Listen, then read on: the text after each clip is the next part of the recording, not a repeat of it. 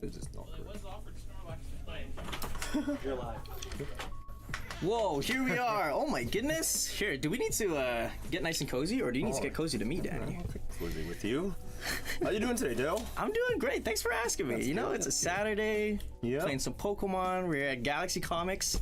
Yeah. We are kicking off our first ever Manitoba Power Rankings Invitational. That's coming up in a few weeks. We are starting with today's Last Chance Qualifier. So, what comes to mind when you hear the words Last Chance Qualifier, Danny? Well, you know, as the name says, Last Chance Qualifier, you know, it's literally your last chance to qualify. Let's give a better definition without using the actual name. You know, like, let's get this straight here. We're trying to figure out the best player here in Winnipeg. And, you know, something we started this year. And you know what? It's been pretty good. From what I've seen people playing, the season's been good. Again, we'll have our big tournament in a couple of weeks. And this, again, people's last chance to enter in. We've got a good prize pool from some of our sponsors. I don't know if you want to... We will do a full shout out in a moment, but as Danny was saying, this is our last chance qualifier for the Power Rankings Invitational. Lots of competition. I took a look at the competition out there, and it is very high. You know, Yes. if you're playing on a Saturday, you got to come out with intention, with, you know, the deck that you think is going to come out and win it all. So a little bit of an overview for today. It's going to run just like a locals, 30-minute rounds, Swiss rounds, best of one. But I think what matters more is a little about the prizing. So if you've qualified, you can get your round one bye for the actual invitational. If you haven't qualified yet, guess what? You get to punch your ticket into the invitational. You get to sort of spike it and just earn your spots. So we'll give details about the prizing a little bit later. But yes, sponsor shout outs. We are here today at Galaxy Comics on this Saturday. Our tier one sponsor, our presenting sponsor for the invitational.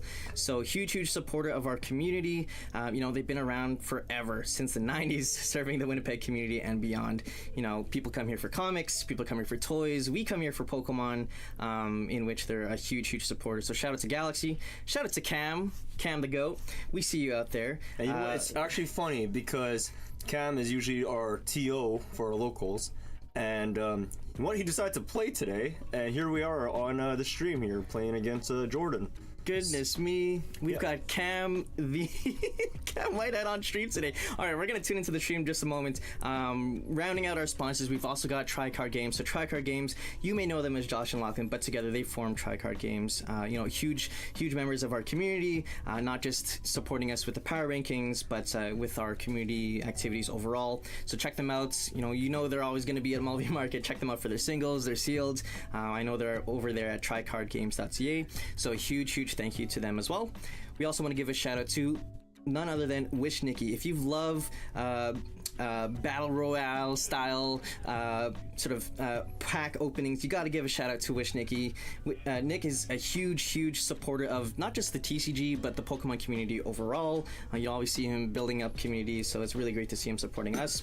Check him out at wishnikki.com or twitch.tv/wishnikki.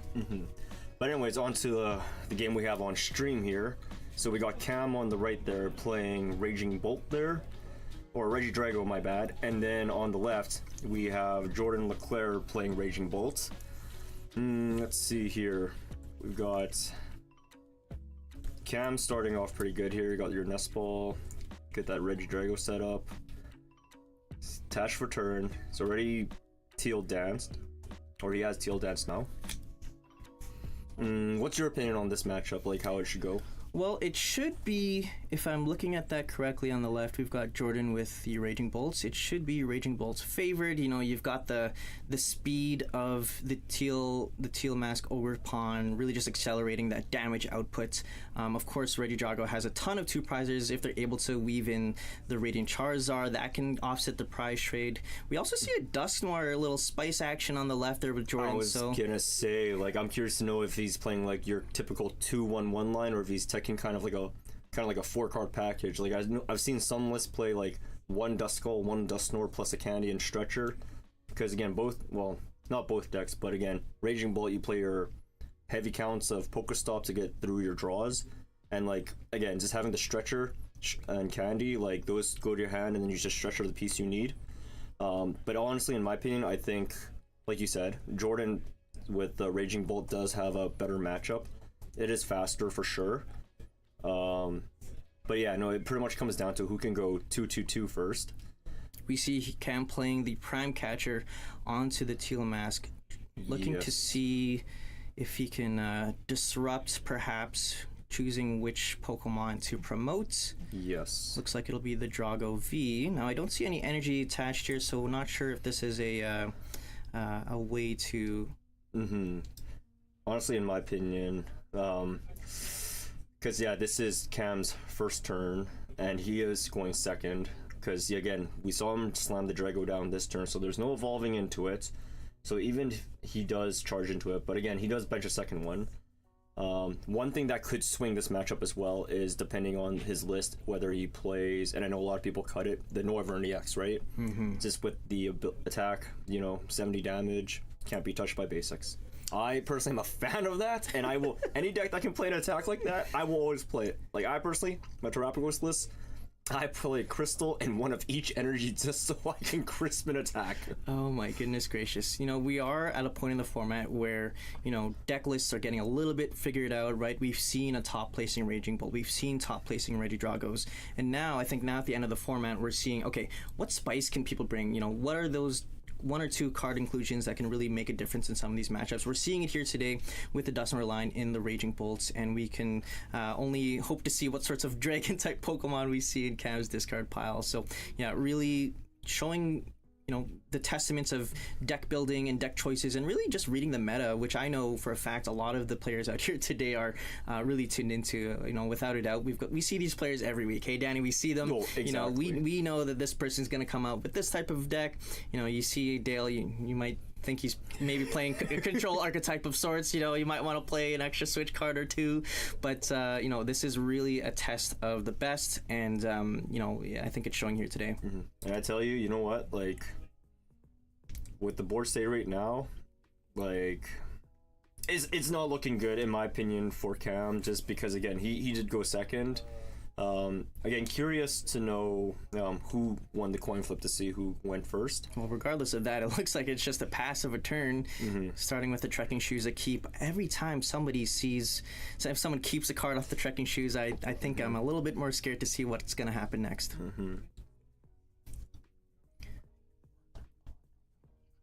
Return behind on the stream. We are just getting the news of that, so apologies for any disconnects between what we're saying and what you're seeing on the stream.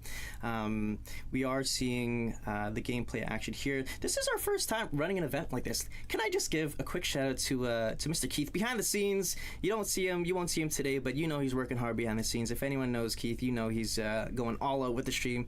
Look at that. We've got sponsors. Yeah. We've got a prize card counter. We've got the full shebang. So thank you for letting us know. Let us know any further feedback. This is our first time. Definitely not the last time that we're going to be running a big time event like this.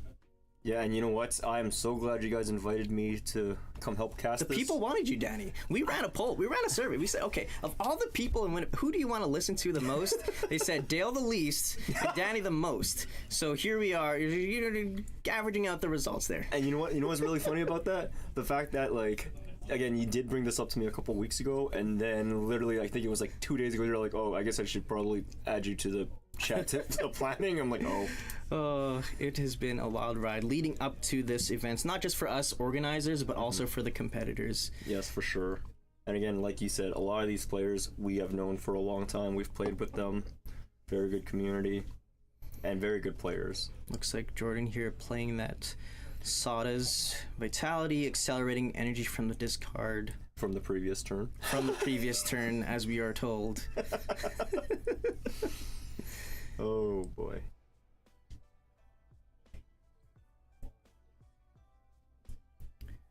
Now, at this point in the game, at least from what we're seeing, a knockout has not been taken yet, but you can only imagine with the promotion of Raging Bolts that we will be seeing a knockout on the active Regidrago V.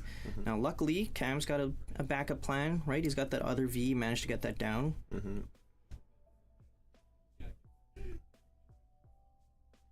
Continuing on with his turn here, we see a ton of cards with Raging Bolts. When was the last time you saw a deck go through this many cards? Maybe Mew VMAX, perhaps? Mew VMAX for sure. Again, one argument I've heard a lot of, definitely from a lot of players, is just the format's too fast.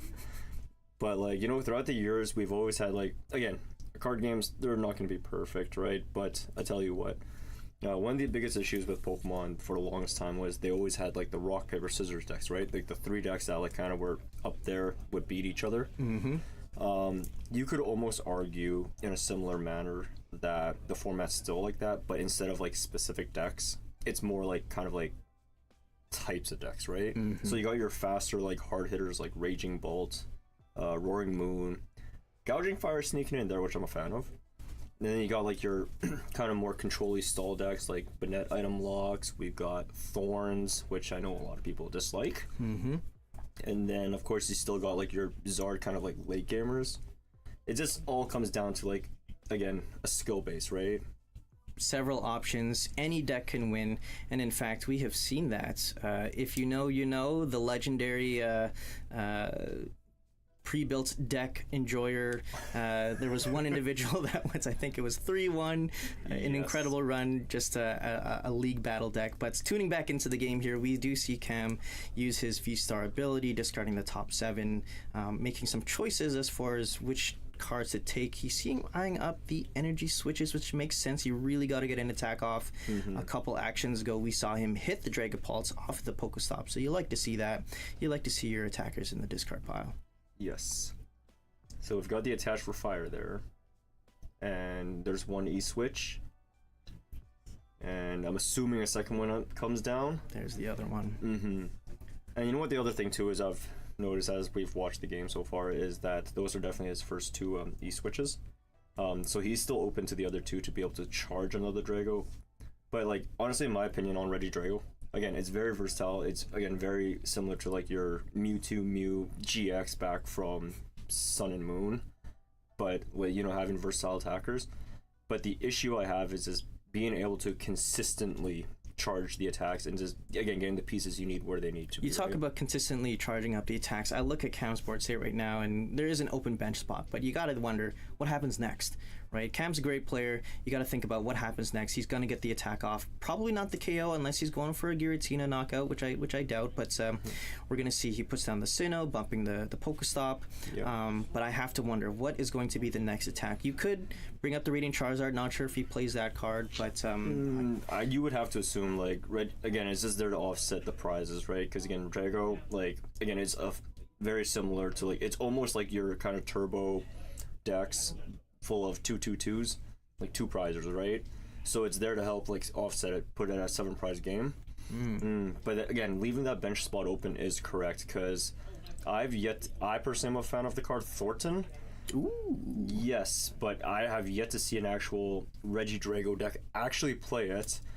And you know what? Like, because again, when I say consistency with charging up a Drago, I mean like consistently being able to charge up multiple in a row. Because with Teal Mass now, we're able to actually make the deck function. But again, it's because of that, it's heavily reliant on E-switches, right? Talking about charging up attackers, over to Jordan's turn. I know, having a little bit of experience playing this deck, we see him playing out a hand out of an Iono turn, but if you really think about it, you're always just a couple cards away. Hey, you just Teal Mask, we see him playing an energy retrieval here. So just like that, without a doubt, you can see a lot of cards coming out of an Iono. It's gonna take a lot of disruption. It does feel like disruption is lowering its ability here, because you want to be continuing to see these attacks strung here. So, and you know what? What's in the hand? Let's see. Taking a peek at Jordan's hands, we can see a Pokegear, a Vessel, got a Heavy Ball. Okay, the Pokegear could be good for digging for that Sawdas. Absolutely.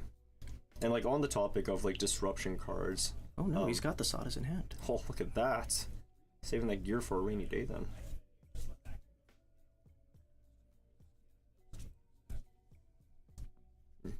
So of course you gotta charge up to the Raging Bolt, both of them. You got a backup attacker set up. And now the question here at hand is, can he charge up both Raging Bolts, like, and still have enough excess energy for the following turn, right? Because again, you just want to go as far as you can into it, right? It would be favorable for Jordan to set himself up such that, he doesn't have to play any additional cards coming out of it. Because if I'm Cam, I definitely want to be disrupting him. 280 HP is the number he's got to hit, so you do have to deplete a lot of energy. If Cam can work out another Iono, that could help him buy a turn, potentially even a return KO, depending on what he's able to pull off here. But yeah, it is looking very much so like the expected sort of way of knockouts here. Yeah. We see Jordan accelerating the energy there. And you know what? Like, again, since Dragon Ball came out, like, everyone's like, oh man, best attack. So I always find so many people just default, like, tunnel vision to the Dragon Ball attack with the Regidrago. But in my opinion, against this matchup, again, I know he probably doesn't play Noivern from what I can tell. But most lists, I believe, still play the Hisuian Gudra V. And you know what? His attack, 200, take 80 less damage. That definitely works really well in this matchup, just because being able to tank a hit from Raging Bolt is a must in this. Because again, Raging Bolt is fast, he's hard, just taking knockouts. Speaking of taking knockouts, we do see the 2 prize knockout there. Cam promoting his Teal Mask Ogre Pawn there. Now, if I'm Cam, I'm wondering, what do I need to do? They only need 2 more prize cards, and I've got exclusively 2 prize card Pokemon out here. So we see him, what is that, playing the Vessel, searching out his deck, seeing what he's got available to him, and it's looking slim, I'll say. I'm not sure. And you know what's funny? Because he literally just got rid of the Gudra with the Vessel, as we were just talking about. Ooh, I bet you wish you have seen that in the discard pile a little sooner, just to offset that math. No, exactly. And honestly, if I was Cam here, the correct move would be to get a Zard out, like a Red Zard, just to offset that prize. You see the benched Lucha, putting some more damage counters into play. With that, the Teal Mask Ogre Pawns do go down to 200 HP, which is an excellent number for Dragapult. But, with that, there are a few additional steps here that are needed. We see the hard retreat into the Squawk. Interesting. He's attaching. The Motivate, perhaps, just to get some energy into play. But now, does he have another Pokemon to charge into, or is it we charging into a Teal Dance? We will see. With the hard retreat, it does limit some options. I believe the Prime Catcher was already played. Yeah, Professor's Research, we're really digging for something here. Again, in my head, the play would have been, instead of playing the Hawlucha, again, get a Radzard down, get another Drago, and try to charge it up. Because you just have to, like, go Radzard, knock out Raging Bolt, hope they can't set up another one, and then take out the other Raging Bolt with your Drago, right? That's right. So we do see Cam announcing the Motivates, adding 20 damage over to Jordan's side, doing the Teal Mask. Yep. But honestly, again, like, this ain't looking good for Cam. It is not looking fantastic. Here's the Sawdust, and that is essentially game, because you can accelerate only 160 HP on that Squawk ability. So this does look like a wrap. What a way to start our first round of the day. These are 2 decks that I was definitely expecting to see play in numbers. Raging Bolts, that really fast, hit hard, consistent deck, and Regidrago, in my opinion, one of the strongest decks in the format right now. No, exactly. And again, not too many people play Control, which is fine. I know you love it. Some people say that Dale likes Control, yes. But yeah, no, definitely Raging Bolt. Again, when Teal Mask Ogre Pawn came out, it made the deck so much better, because I don't know if you remember when the card first came out, it was so bad. No one was playing it. It was hard to charge up. But yeah, no, with everything going on with what Raging Bolt has access to now, we have Prime Catcher, the fact they brought Ace-Specs back. And you know what? On the topic of, like, disruption cards, I talked to a couple people a while back about it, like, and the reason why people started going away from Unfair Stamp is because there are so many different support cards now that just let you draw out, right? It's like, we have Pheasantipity, we have Mew EX, again, more turbo decks that use Trekking Shoes, Pokestop, like, Seeing cards is not a problem anymore. no, exactly. Like, the only world deck I see where disruption actually matters now is probably an Item Lock Banette, right? Yep. Yeah, it is one of those archetypes where you can fit in a lot of stuff. You know, you just want to put all gas, and in fact, a lot of lists are now playing Bravery Charm, just to increase that HP. It is increasingly becoming a very powerful deck, and we've seen the results. But moving away from the last round, Danny, I gotta ask you, if you were to have played today, what would you have played? Honestly, I'm a fan of playing Greninja EX. It's the closest thing we're ever gonna get right now to Rapid Striker or Shifu. But I've tried making Greninja EX on its own with either Pidgey, the Dusknoir line. I don't know. I just have issues. I think with the new set Surging Sparks, Terra Ball does help search it out for consistency. But again, any reason to play Greninja, I am down for it. So I've been playing the whole Palkia Dusknoir deck where you play the 1/1 line. Except, I need more than just a sprinkle of Greninja. I need Greninja as a whole. We need more Greninja in our lives, or certainly I do. And, I think about a deck like that, it has so many different weapons. You've got the bench sniping in the Greninja EX. You've got the bench sniping in the Radiant Greninja. You've got the Palkia V-Star and the Dusknoir. It just seems like, okay, how many broken cards can we play in this deck and just jam it all in there? No, exactly. The only thing, though, that holds the deck back for sure is, again, with all the new Terra mechanics, right? Like, again, the fact that Terra Pokemon cannot be hit on the bench, like, that limits it so hard. It's not like, oh yeah, you put you have a Manaphy, it's like, oh, I'm just gonna Dusknoir it, or I'm gonna bring it up, canceling Cologne. There's we have no way of shutting off the Terra ability, right? That's right. We are continuing to see a ton of Terra support. Now, for myself, if I were to have played today, I gotta give it to Snorlax. I'm always thinking about when can I play Snorlax, and I will be honest, it's not always a week for Snorlax, but as of late, I will say that Sander list, the top 16 list without the Rotom V, the innovation that Sander brings, that is very exciting to me personally. And locally, I'm not sure how many Lugia are coming out. We've got a list of all the decks that people are playing. Now, without giving too many counts or too many hints quite yet, we'll come back a little later with a full breakdown, but yes, for sure. How are we looking for Lugia today? I'm not gonna lie to you. We have a whopping 0. And I will not lie to you either. Pretty much half the tournament today is gonna be Raging Bolt. Raging Bolt is out to play. Yep, incredible. The vast majority. We still, of course, have got your diehards for certain decks. Like we have Jason. He's been playing for a while, and I'm not gonna lie, since Guardi EX came out, he has not touched another deck. Every locals I've seen him at, it's Guardi. It's some kind of variation of it. And we probably want to keep the other deck list a little confidential, but I tell you what, if you look around this room today, we can probably guess with 100% certain. There's one other player. This player. So we'll explain everything a little later. But there's a few players out there that stick to their tried and true. And if I think about the Manitoba Power Rankings, that is what has seen success. I look at what Jordan Campbell's been playing. I look at what Quinn's been playing. Quinn's, at least in that last season, he's been playing the Reggie Drago.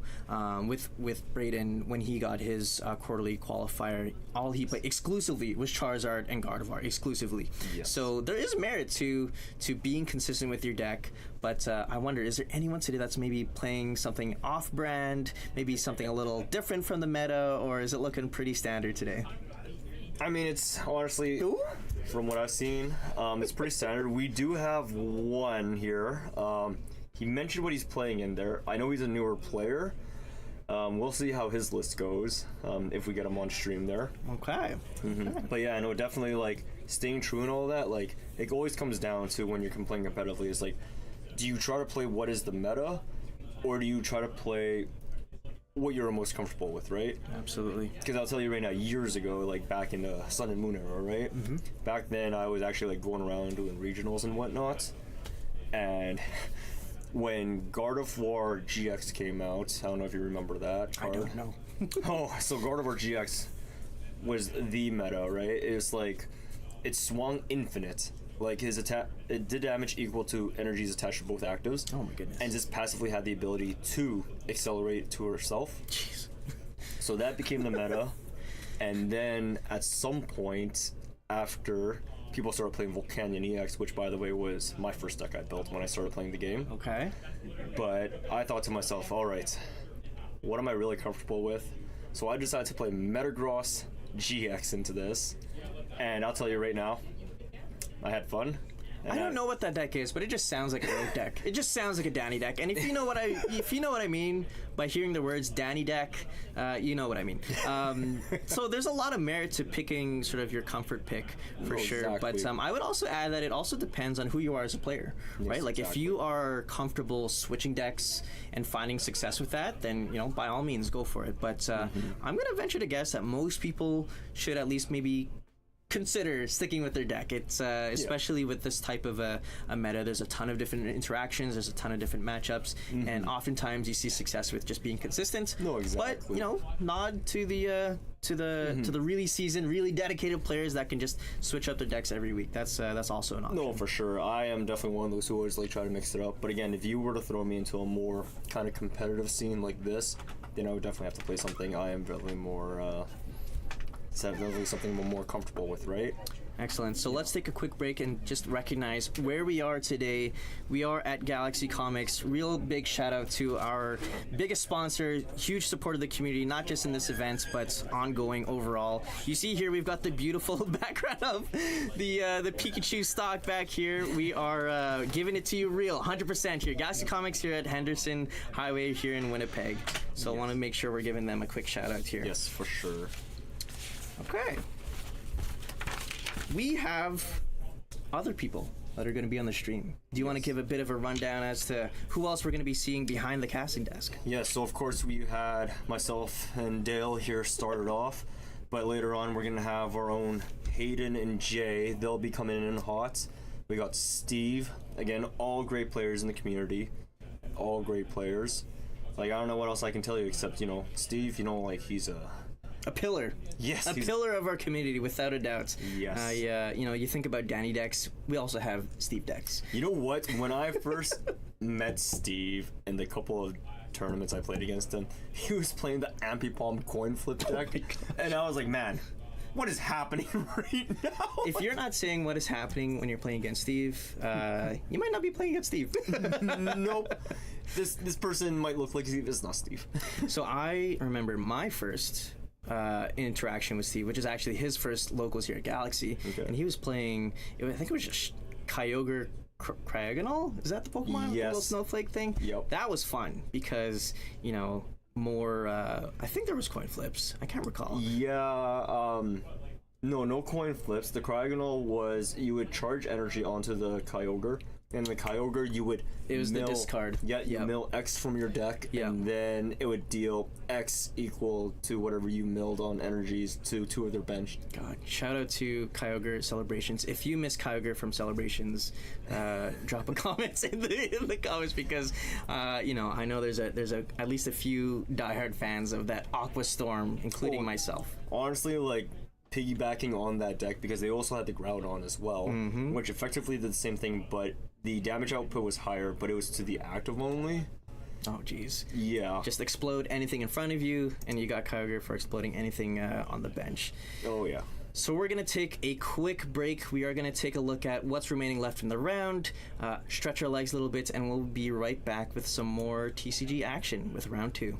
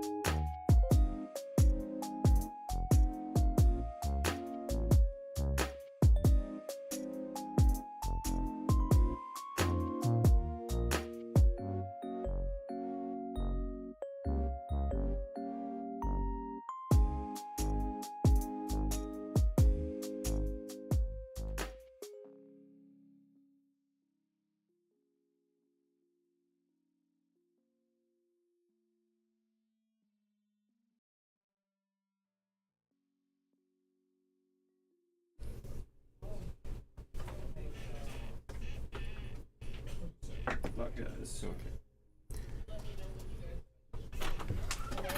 Yep.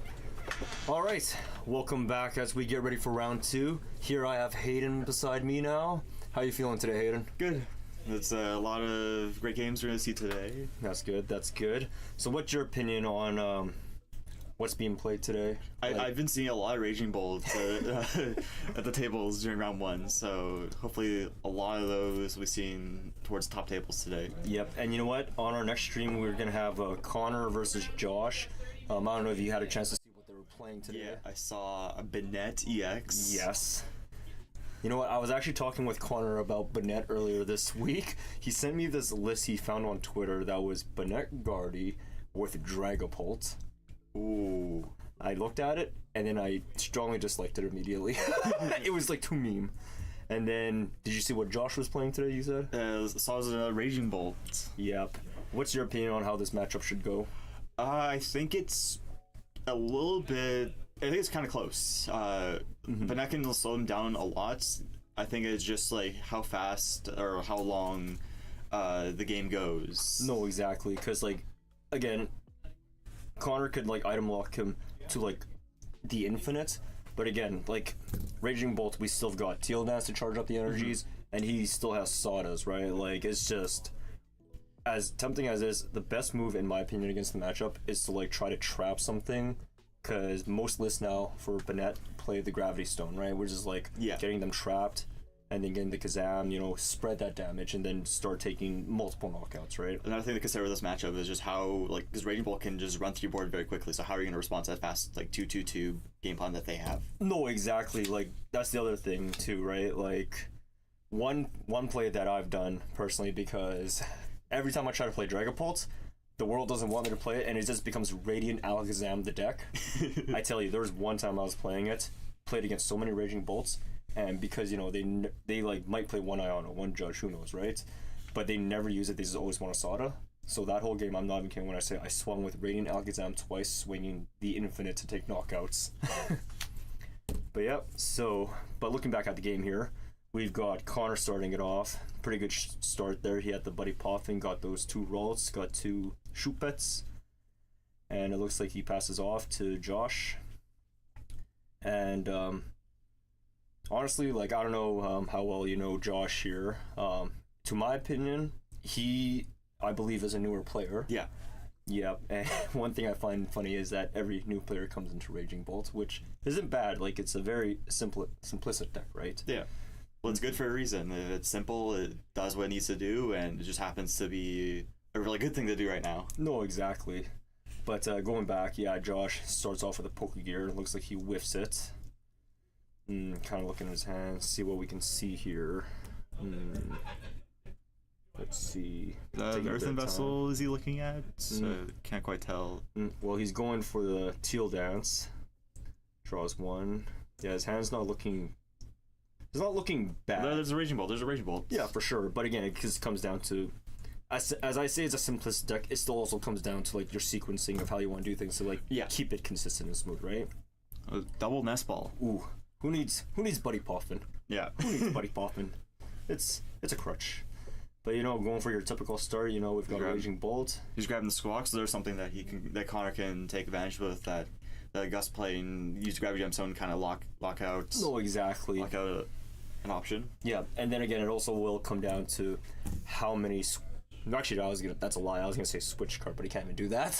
No, it was how often will you be able to pivot out of that active spot? No, exactly. Because again, like I said, all Bennett has to do is, like, it might not hit hard, but you can spread enough damage where it'll come to a turn where you can Alakazam or even Monkey Dory to take 2 prizes and then go for Bennett's Poltergeist for the big hit. Because eventually their hands is, again, like I said, going to be the infinite, right? Yeah, absolutely. Like... But yeah, we will see what happens here. So we got Joshua grabbing a second bolt with his Nest Ball there. Kind of interesting. I would kind of like to have grabbed like a second Teal Mask because I don't think that the Raging Bolts are going anywhere, and I think you're always going to see more of those. I think you want to see as much draw as you can. No, absolutely, especially like right now, because again, once the item log happens, right, like pretty much Raging Bolt's resources will be a lot harder to find and recover. So like you said, yeah, getting another teal mask just to be able to like keep loading up all the energies, right? Well, he goes for a Pokemon catcher. Let's see what do you want to bring up? Honestly, in my opinion, I would probably bring up the Ralts, right? You want to try to get rid of early draw. Yeah, you bring up that Ralt specifically so it's easier, so it's harder for it to get out of the active spots. Correct. And you know what? The Ralts, again, it's not the teleportation one. Please.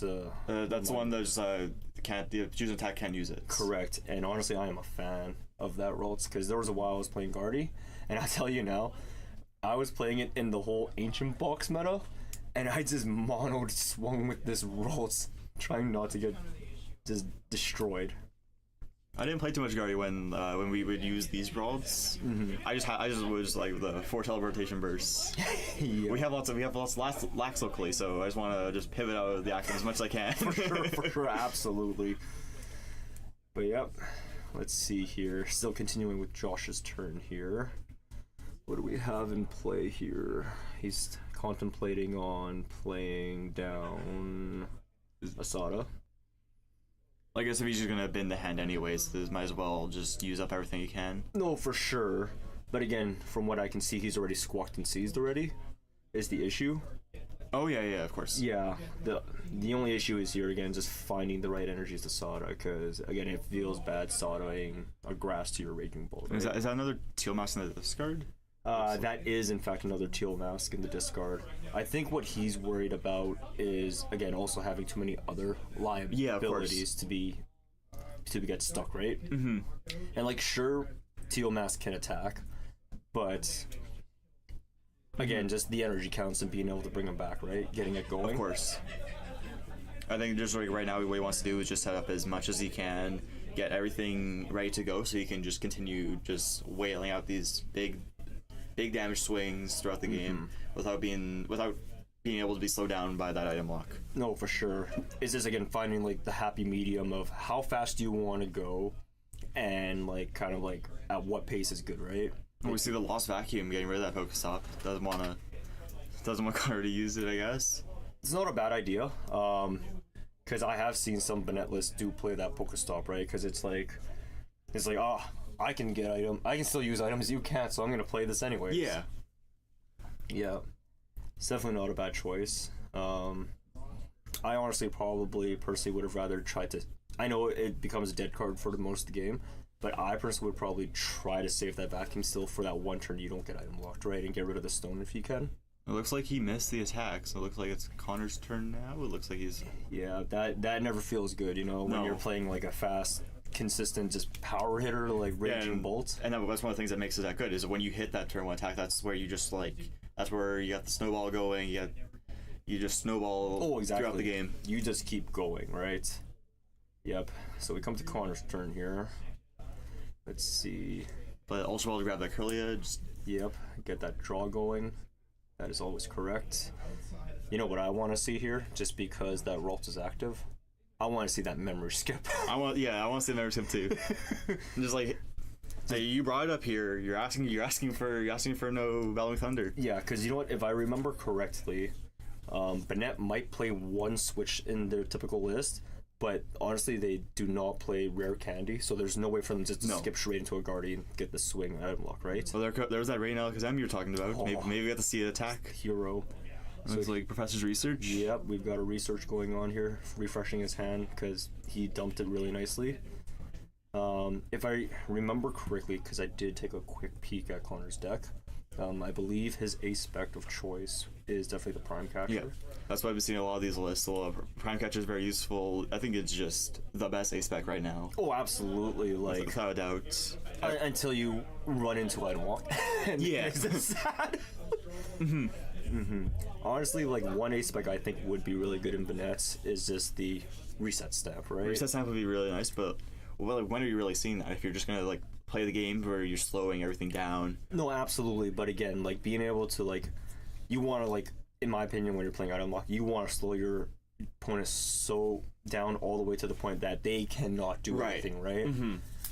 I think another thing that to think about in this matchup is if Connor needs to start taking those big knockouts, go for the poltergeist angle. So if he wants to have those big hands, So maybe that's something we get to see later down the line of this game. No, exactly, and like on the realm of like big hands and poltergeist gonna raid Alakazam. Like I said, man, that guy has taken many KOs for me. But passing back on to Josh's turn now. He's second to discard, see what he can work with. We can see the saw in his hand. He's very contemplating on playing it right now because if I saw correctly, he doesn't quite have the right energies in the discard to accelerate. Because yeah, in his hand we can see a grass, a sawdust. I'll start with the teal dance. That is always correct. You know, you just gotta like get the most value out of your Sada, right? Yeah, of course. Especially when like while you have like these resources like your items to like kind of discard some of those energies that you want with those earthen vessels. No, exactly. And like before you're locked out with them, just get them out of your system. No, exactly. So we're going with Josh on the trekking shoe there. Not sure what he's got there, but He's contemplating it really hard. Again, like I said, he is a newer player, but he has been doing pretty well in my opinion. yeah, of course, absolutely. Mm-hmm. Oh, Gets get rid of that. stretcher. I guess getting rid of Night Stretcher isn't the biggest deal right now, especially if we're going against Bennett. No, exactly, and yeah, I know Night Stretcher discard isn't gonna hurt you too much. You still have a lot of recovery cards for that. Again, that turn where you will be able to play items, right? Oh, there goes the fighting energy, so he's able to attack. Mm-hmm. Because he's marking the attached return. Yeah, that was one thing I noticed too, because I've played him a couple of times. That he literally marks everything. I'm pretty sure if he could have a way to mark that he played a supporter, he would. But we're okay. You know what? We're okay with that. You know, some players every so often I always see them playing, and they're like, "Oh man, did I play a supporter for turn?" And they're like checking their discard for like 20 cards. But yep. Oh, we got catcher heads on that shop with the energy. That's pretty big. That is good. Yes. You know what? It's like. Oh, and there goes the Iono. Yep. Reset the hand. Definitely chasing the energy is always correct. Yes. But like in this matchup, because it plays Guardy, it's a lot tougher, right? Because you can just cycle the energy. But I think Connor's okay with like letting him take the first prize. So it opens up counter catcher. No, absolutely. And again, like the fact that like Bennett realistically doesn't ever have to put a 2-prizer into play until it absolutely needs to, makes it so much more tougher, right? Yeah. They have a lot of time to just set up. There's a lot of single prizers. You don't really need to lay down 2 prizers until like you know what you're going to be doing and have a plan of what you're wanting to lay out for the game. Mm-hmm. So you're not putting in those liabilities to make then just going to cost you turns of the game or cost you the game entirely. No, exactly. There we see Josh cracking the earthen vessel there to surge a fighting in a grass there. Yeah, no, like you said earlier, I definitely would want to see a second ogre pawn here, right? Mm-hmm. Because he's going through the deck quite a bit, so maybe kind of watch out for that. He's kind of drawing through. Yes, he's cracking the Pokegear. That is probably correct because again, once item lock happens, right, he's not gonna be able to use them. So he's thinning out the boss. Very good card to get there, right? Absolutely. Because again, if he knocks his energy, if he knocks this Shoop It out with the energy, if Connor doesn't have a Guardy to be able to charge up another Bennett, then they're forced to have to go into Guardy, right? Mm-hmm. And then again, you just want to try to take 2 prizers, whatever you can, right? Or even just getting the boss now for like if he can't get another Shuppet to respond, you can just like and then exactly down the line keep chasing it. Oh, but we have a nest ball anyway. Yep. So I think we're into Connor's turn now. Yeah. We ended that last turn with Josh there taking the knockout on the Shoopet. So he gets a nest ball, grabs another Shoopet there.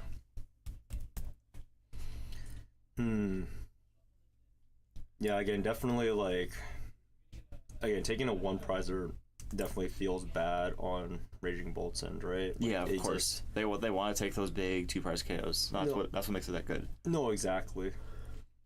But yeah, because the Shoopet there, I believe I saw another nest ball in Connor's hand there. He benches the Monkey Door. Yeah, that's pretty big in this matchup too. Mm-hmm. Yeah, again, because we're using Guardy to load up energy, get that damage on yourself, and then moving it off to fix the numbers, it's very good.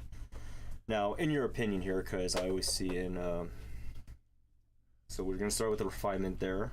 1 refinement used. Looks like we have the Luminous energy on... the Shoopet there. Yeah. Yep, Connor's digging. It looks like he is digging for a Bennett here. I'm not sure if I can see one in his hand there.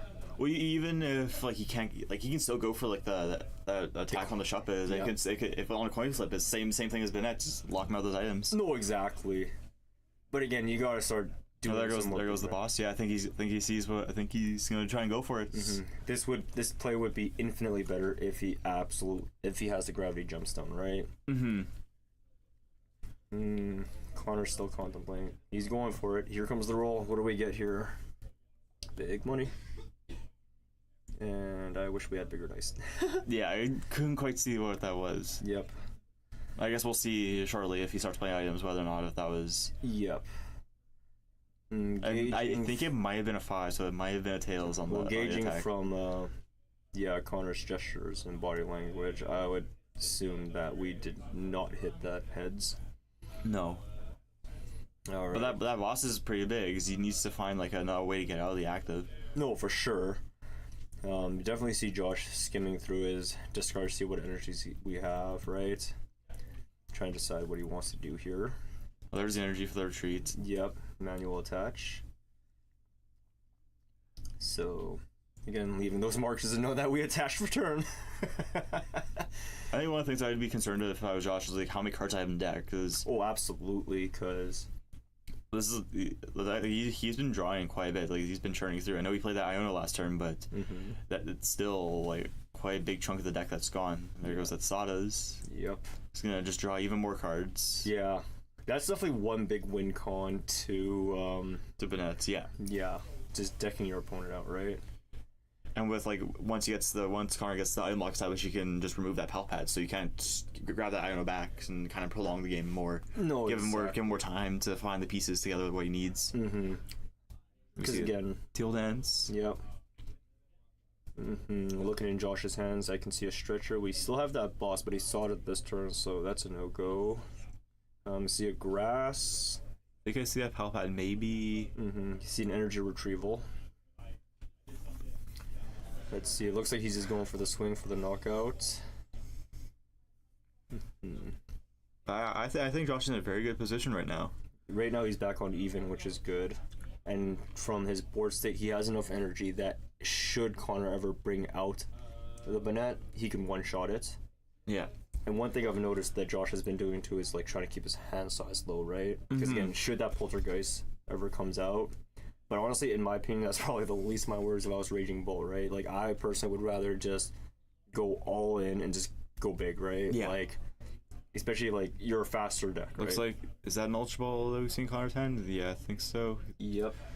Trying to. So he will be able to get Bennett's attack out off. Yep.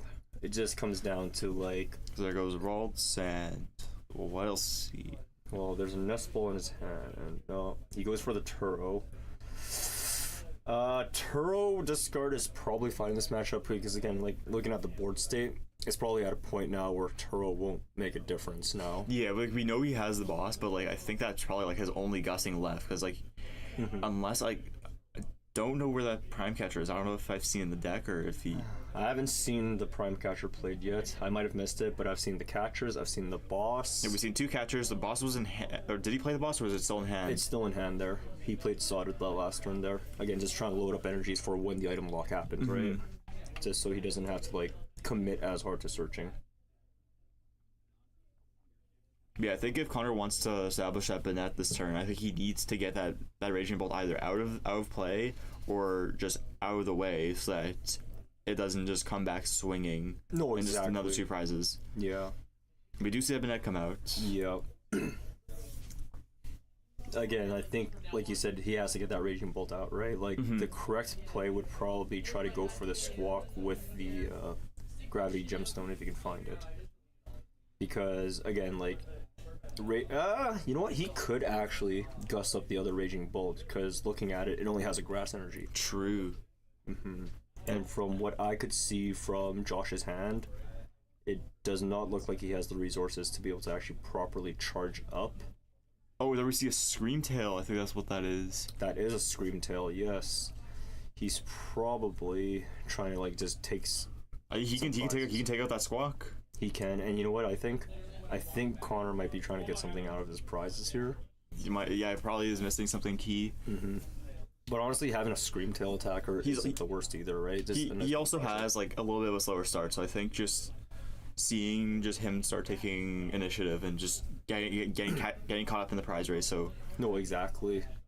One thing I do know though about the Bennett Guardy list, because yeah, they do play the one Screamtail. Just again, having that one snipe is nice. Mm-hmm. One thing they don't play though, excuse me, is the Bravery Charm you see in typical Guardy lists, right? Imagine if he played one Bravery Charm to get that nice number, you know? Oh, or imagine if they played Hero's Cape. oh my lord.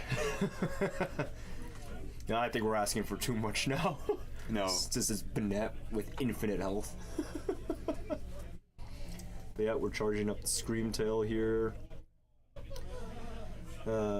Put 4 energies on there, which is perfect numbers for the Squawk, and he goes for it. So we're putting Connor back on even prizes. So if you're Josh here, what are you going for? I think I'm going for like boss on that Bennett.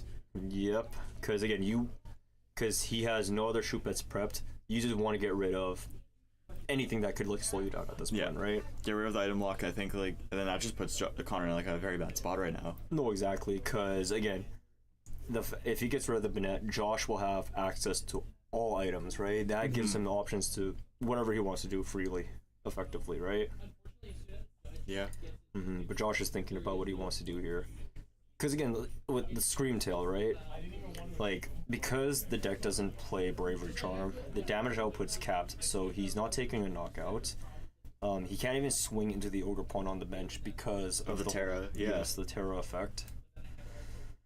Alrighty. Is he playing Sad Night Stretcher? Josh is... Oh, he's playing the boss out. Playing the Yep. boss. Yeah. Yep, that is definitely the move, going for the shoot bet there. But the question is, because again, looking at his hand, he's probably in a fine spot, because from what I can see in his hand, he definitely has the resources to like recharge all his energies even after dumping everything for this, right? Yeah, like, of course. He has double Soda in hand from what I can see. He is fine. I think Connor needs to find that. I don't know, but like, I think I saw him refinement one away a few turns back. He did, yeah. Alrighty, so Josh is benching another Ogre Pawn. He goes with the first Steel Dance. Yeah, definitely I think Josh here has enough cards in deck to win before he dumps out. Yeah, definitely it's just, again, Connor missing the item lock, so the first few turns put him too far behind, I think. Yeah. I think with a Rageable matchup, like I think like a lot of those decks that try to like give them time to like with those single prizers, they can't miss a beat. They just need to like find everything they need, and Connor just hasn't been. No, exactly. Like I don't know what was in his prizes, but yeah.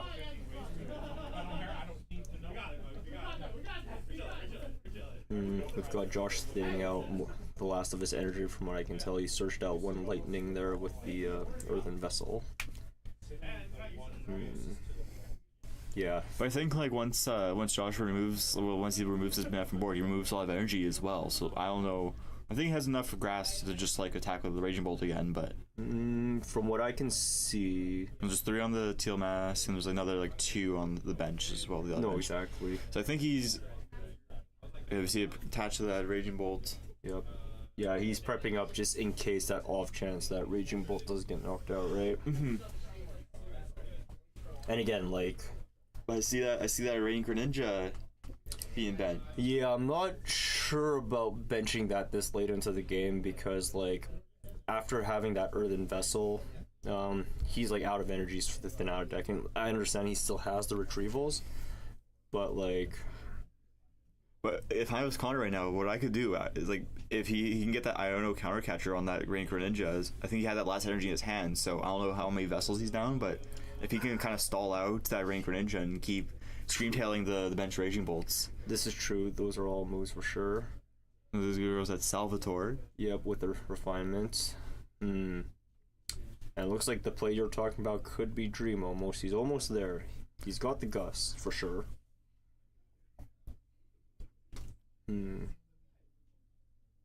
Let's see here. Connor's retreating into Monkey. Oh man, please tell me he's about to. Oh, I'm so sad. He prime catchers the Yeah. Greninja. I thought he was gonna try to confuse the Raging Bolt with Monkey Dory. Oh. Imagine. That would be a play. Yeah. Oh, there goes the gravity jump stone. There we is. see. I think we see it. I know in hand too. I think we see it. Yep. He's debating it though. Because right now Screamtail is in fact hitting 160 each swing. Oh, there goes Artisan to grab the shot pit. Just Get it in ready. case, like, in case he builds something up. No, exactly.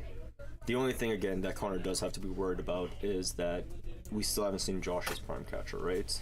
Mm-hmm. Yeah. Like Luminous on that Monkey Dory, so you can just like put as much pressure on with like spread damage. Yes, exactly. Oh, so there's the Iono. But now, like, thinking about it, like, the numbers, do they really matter right now with, like, if you're gonna Screamtail everything, Yeah, right? I don't know if we've seen a switch card yet from Josh. Mm-hmm. So maybe we see it soon. Mm-hmm. That switch card would be huge right now. Oh, absolutely. But again, that's if he plays it, right? Yeah.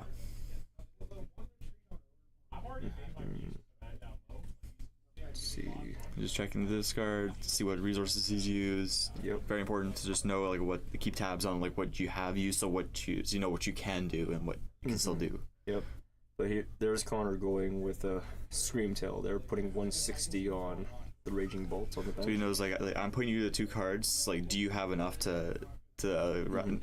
Like I'm doing. Oh, I'm not gonna lie. There's that prime catcher. There is, but does he have enough energies on board? Because right currently, both Raging Bolts only have 1. There's trekking shoes. Yep. Well, I don't know if he can kid Asada because if I remember his previous hand correctly, he pretty much had his last Sawdust in his hands. He might be like have 1 more left in deck. There was Nest balls that. Because like you can't even like Pheasant Dippity here to like draw more because No. nothing was knocked out. Nothing was knocked out. That's kind of a weird kind of situation for Josh. Yep. Oh man, if Connor brings this back, It'll be quite a game for him. oh for sure. And man, who needs item walk? Yeah, It's actually just Guardy with Pretty a much. sprinkle. Oh boy. Josh is thinking pretty hard here what he has to do. So he goes for the prime. You know, I just realized as well. I haven't been keeping track of how many energies Connor has in his discard left, or how many he already has in there. So like I whether he think can he retrieved one off the Screamtail there. So there's one that we know for sure. Because like stalling up the Guardian isn't the worst idea either. It just comes down to Looks like it was a Pokegear that was played, maybe. He's looking at a lot of cards right there. Yeah.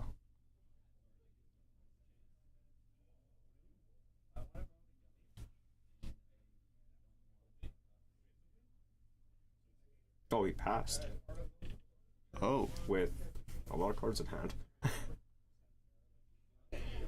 Maybe he plays 1 research.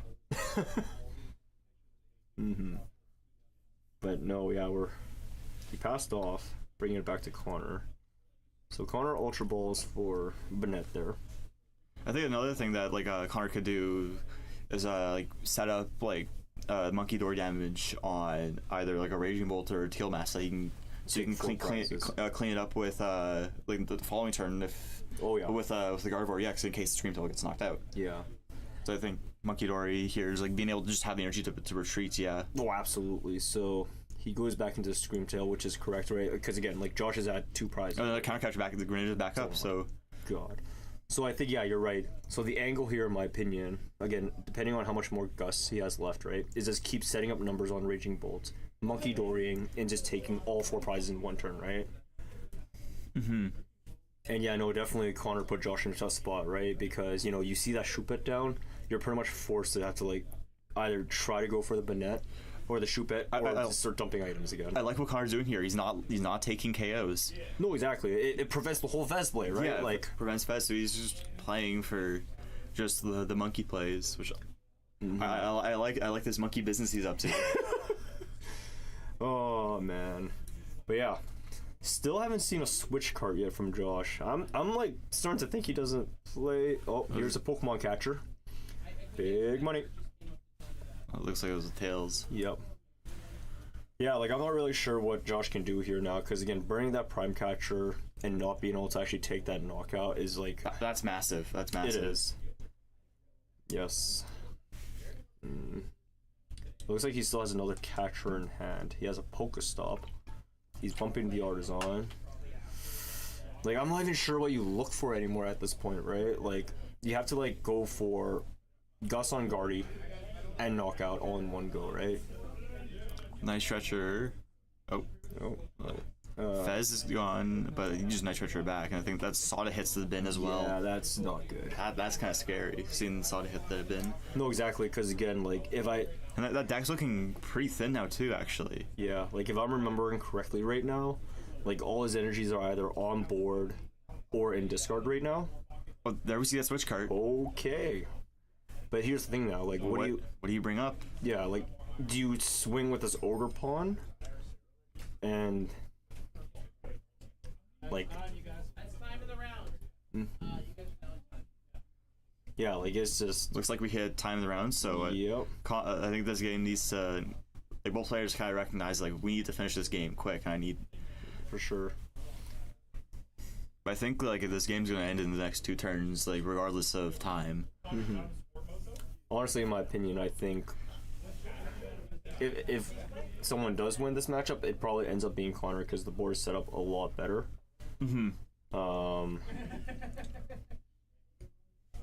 Also, like with our technical difficulties with the delay here, Yeah, we'll get to that. We'll fix that eventually. yeah, we are watching you from the stream, so we are a little bit delayed on the Yeah, just had some. commentary here, but Yep. trying our best to Yep. give you guys a proper rundown of what's going on in this game. So it looks like he does knock out the Scream Tail. But now it comes down to, does Connor have another Gus, right? Like, does he have enough to piece together the win? The 4 prizes. And again, like the big thing that I don't know if like Josh got it from playing against me, keeping his hand low so Radiant Alakazam doesn't come in for a big hit. Because I did that to him before, and he was like, "What the heck?" His hand still looks like has quite a number of cards here. Looks like the shop is being promoted. Yes. Well, I guess it's just something with one retreat. I think it's the only. No, exactly. Yeah. It's that or Monkey Dory. No, this. Okay, he's gonna bring back the Scream Tail. Because the awkward thing too is the fact that Raging Bolt has 240 health, right? You can't even like double Monkey Dory it from the 160 earlier from the screen to knock it out, right? Like, you could. He does have Alakazam that actually maths it out, but again, I don't think. Yeah, I think that actually like kind of. That does math it out, but again, I don't think Banette plays multiple Monkey Dories is the problem. Right? No, I think like if he Monkey Door to the one last turn. So if you Monkey Doors again, and then Alakazam from the other one to that to knock it out, he can Scream Tail. Yes. So I think he's just looking for the Scream Tail at this point. No, for sure. But the problem is, what do you do if he promotes Ogre Pawn? We can just Scream Tail the bench one if you. Oh, what am I saying? Yeah, you're right. What am I saying? What am I? Sorry, I'm thinking. I think Connor's just thinking like, what outs does he have to seeing, like he has refinement, he has refinement, but like what else does he have? Does he have like a supporter that he can use to draw more cards? Does he have? Oh, there goes the Banette. He's going for the charge. Oh, he's going for it. I think he's kind of recognized like, hey, I don't think you have enough to finish this game. Because like Connor will have one more turn after this, right? Yeah.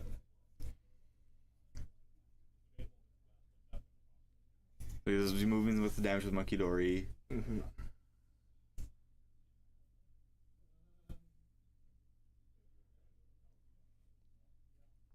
Connor's doing math. Oh boy.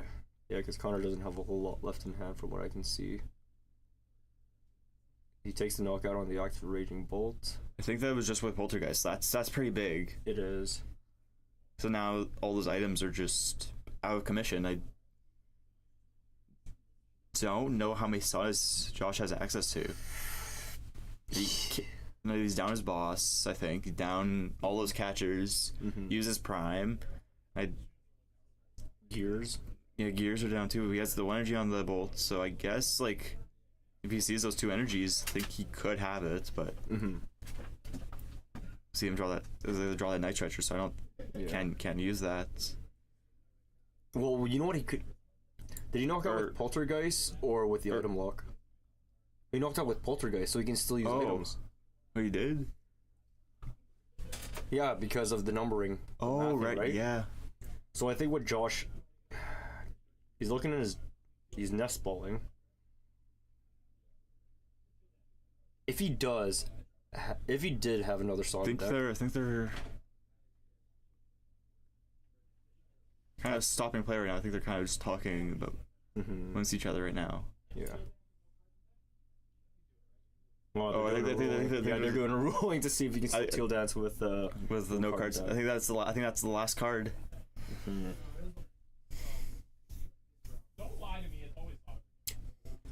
Oh boy. This game's coming down to the wire. Now those are the games I like to see. Where, No, exactly. Where any player could have it. It looked like Connor was having quite a bit of a slow start, but he's rallied it back to For a position where he could have it. No, absolutely. But in my opinion, I think Josh is doing what I was gonna say, which is, no, I lied. So he's stretching back in energy. What I personally would have done was stretch back the Pheasantipity to dig even more. Ooh. Because I think it's last card in deck anyways. So this is true. There's the superior for the energy. So that'll give him 1, 2, 3. Well, that's 280 if he hits if he grabs that fighting energy. No, absolutely. I think that's just game if he just grabs the fighting energy. Yeah.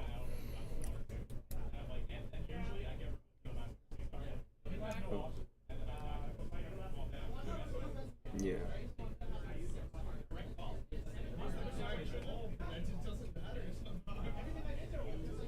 Oh man, the joys of the technicalities of card interactions. I think we're still working on the whole. Yeah, not to work. I think Josh has this though. No, absolutely, yeah. A little bit of a shaky little end game there, but Yep. I think he was able to close that out at the end. Mm-hmm. Like they're just kind of clearing things out. Like, Yeah. we got our judge there, kind of. Yep.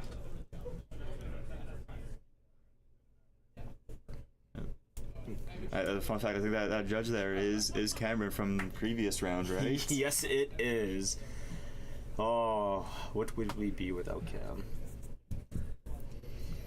Alrighty here. Okay, yeah. Then we just have.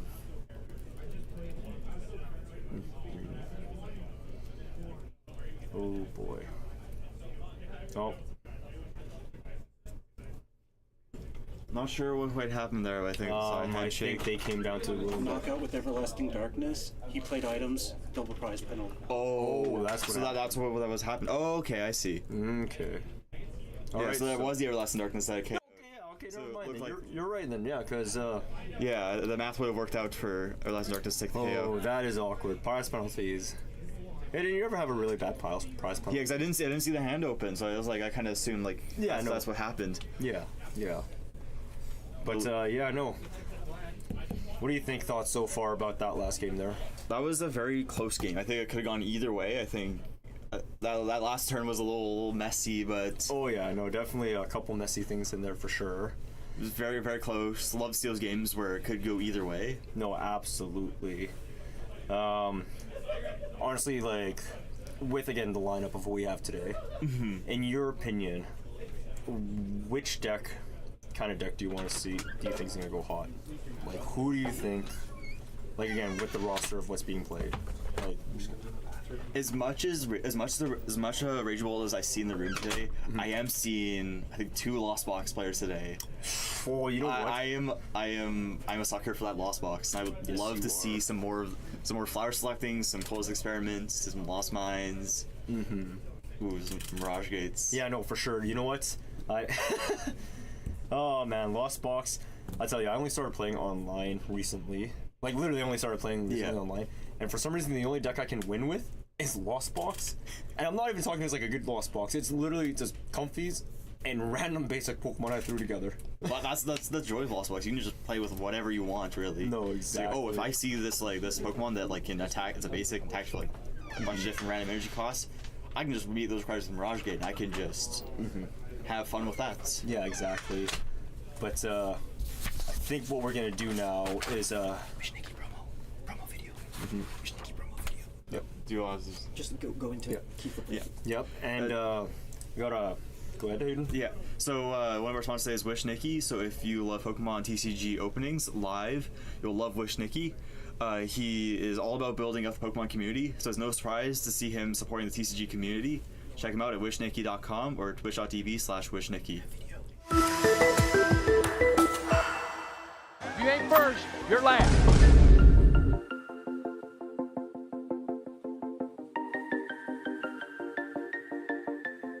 Okay, let's go. Oh my god! It's Sandy's birthday! The freaking Blasty Boy.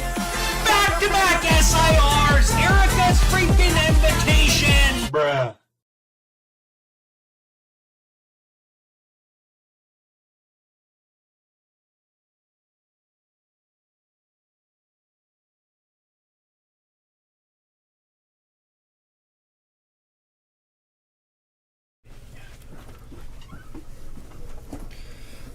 Alrighty. On to round 3. Alright, looking like we've got Braden against Glenn going here. We got some very accomplished players here today. I think we see Dragapult versus another Raging Bolt. I think that's what we see today. Believe so. We start off that Earthen Vessel for Glenn. Looking through that deck, he's trying to just piece together. Maybe I think if he's opening Squawk and he just wants to use it early, I think he wants to just get some of those energies. He can grab Sadas and just get those in the discard. So not like a very like crunch for finding Sada targets like we saw last game. Yeah, I believe so. Right now he's really just doing his initial deck search. It seems he's done with that, so he probably has a decent idea now of what his prizes are. As you were saying, I believe there's a decent chance that he goes for the Squawk here because he really does just want to see as many cards as he possibly can.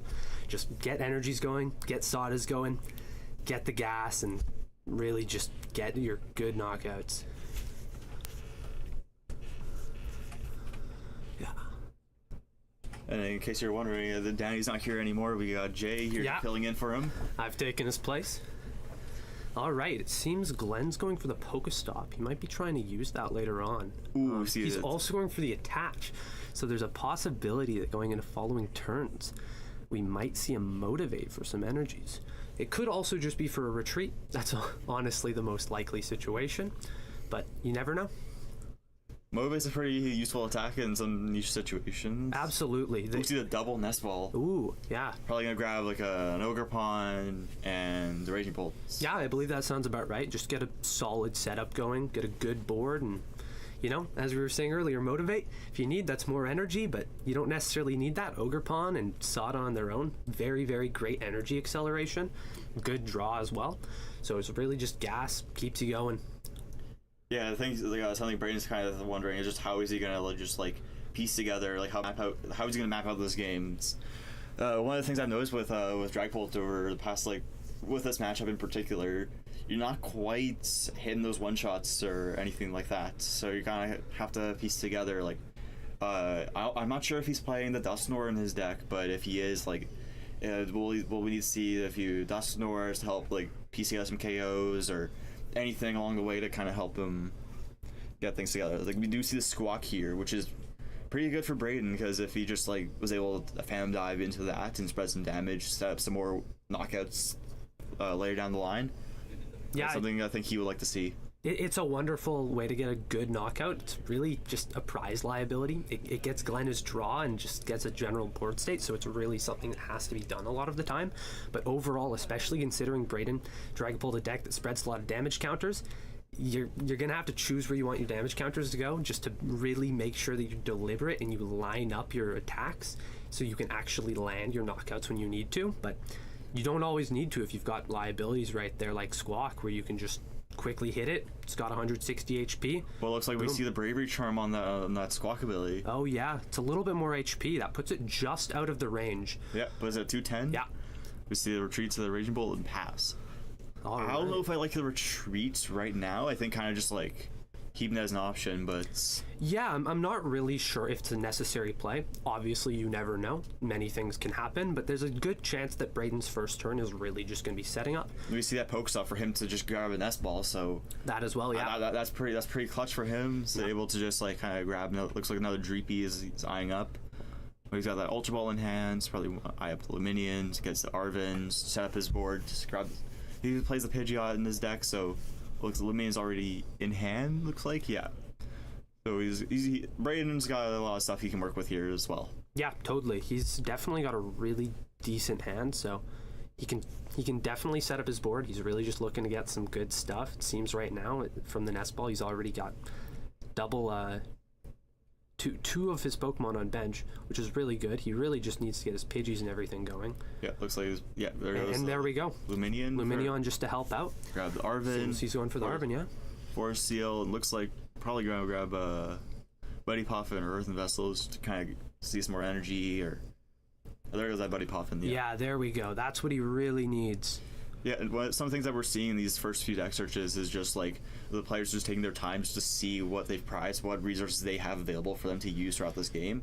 If they notice something like, hey, I don't have this card in my deck, how am I going to play around this? Like, oh, I need to know that these things are not available to me, and just like they may become available later on in the game, or just like know that like as of right now I can't use this, I need to play around that. Yeah, definitely, especially with many cards. Like I'd imagine Braden's playing Crystal as his ace spec, so cards like that, Radiant Alakazam, both of those cards and some other cards can be in different decks, including Glenn's, can just be very, very good just to know when you have them, because a lot of the time if you build your strategy around something that ends up not being in your deck, it might come back to bite you.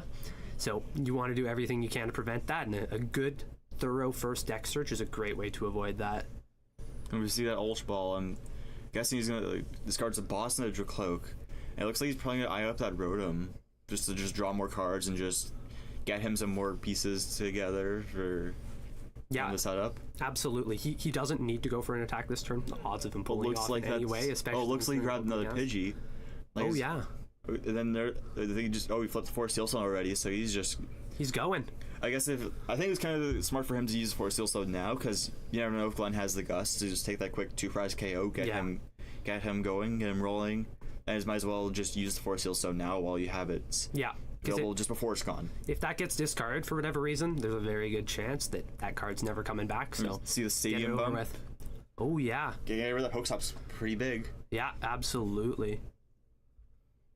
Doesn't look like the stadium, considering it's a Temple of Sinnoh, that shouldn't have much of an impact on the actual gameplay, considering Glenn most definitely is not playing any special energies that'll impact, if any special energies at all. Raging Bolt doesn't. I don't think they should play any special energies, but just removing the option to use Pokestop is just pretty detrimental to his strategy. Yeah, definitely. It just draw and everything in general, especially in this turn, which Glenn has a very good opportunity to try and take a knockout here. Obviously, going for either of the two Pidgeys isn't going to be the greatest target, since it's likely for now that Braden in his following turn, assuming things go smoothly, he's going to get one up in the next turn. So it just gets him one prize. It uses a gust. It's nothing valuable. If he does take that Luminion here, unfortunately for Glenn, Braden did already use his V-Star, so he wouldn't be able to shut that down, but he would still gain 2 prizes, which is a big piece of momentum in the early game, just to get his prize game going and running.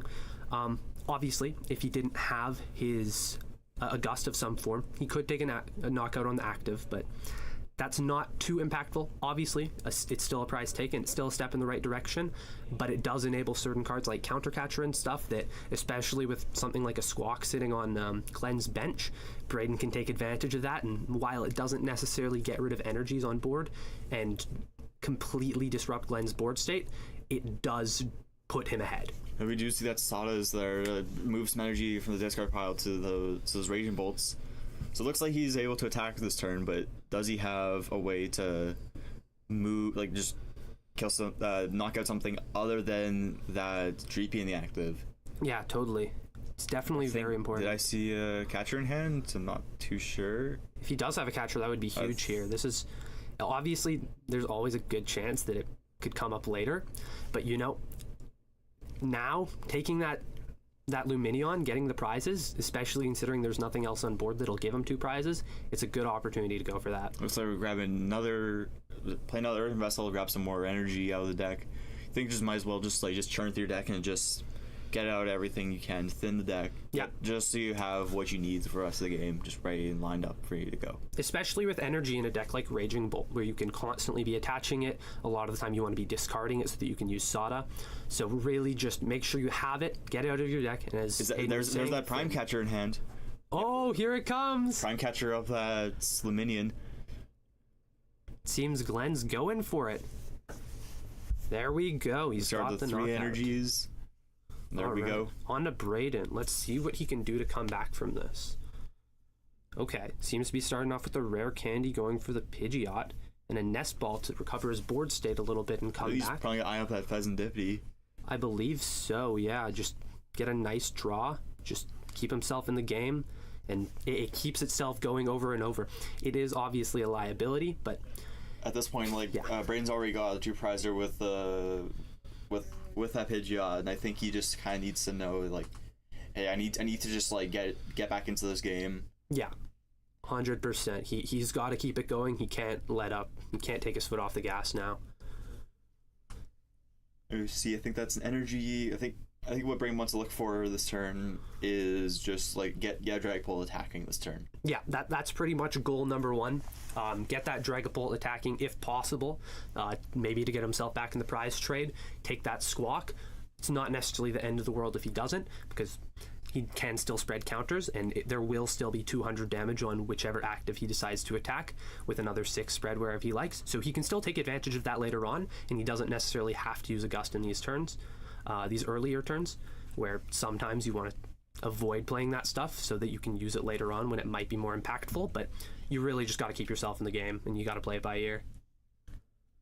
All right, and there we go. We got to see that quick search. Yeah. Seems to possibly be going for an Iono. Iono seems pretty strong here. Yeah, I'm not exactly sure how many cards Glenn ended his turn with in hand, but just in general, keeps him going, and he needs to see a lot of cards.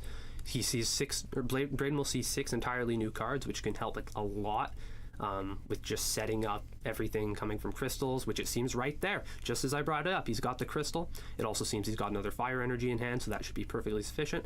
It doesn't seem he's going to play that. He's just going straight for the Iono. I think I would have wanted to attach that energy if I had it. I think so as well. Just really lock it in. But there's a possibility that Braden didn't want to play it just in case he sees this hand and it doesn't have the tools that he needs, so he doesn't have to waste that energy, and potentially it just leaves a massive liability on the board.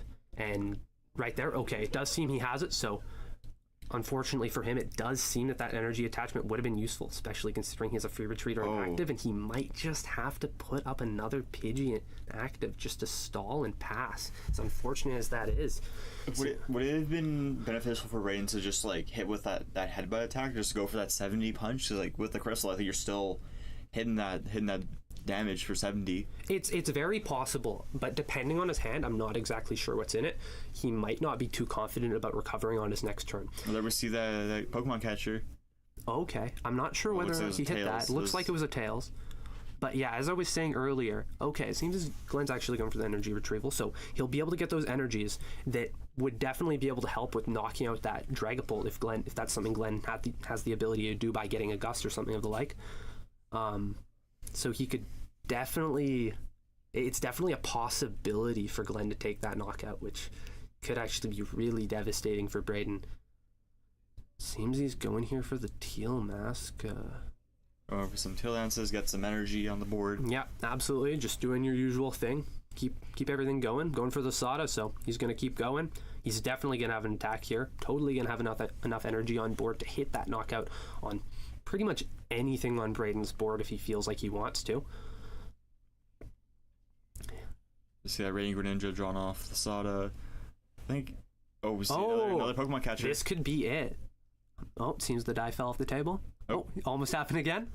There we go. Okay, he's going for the Pidgeot, potentially.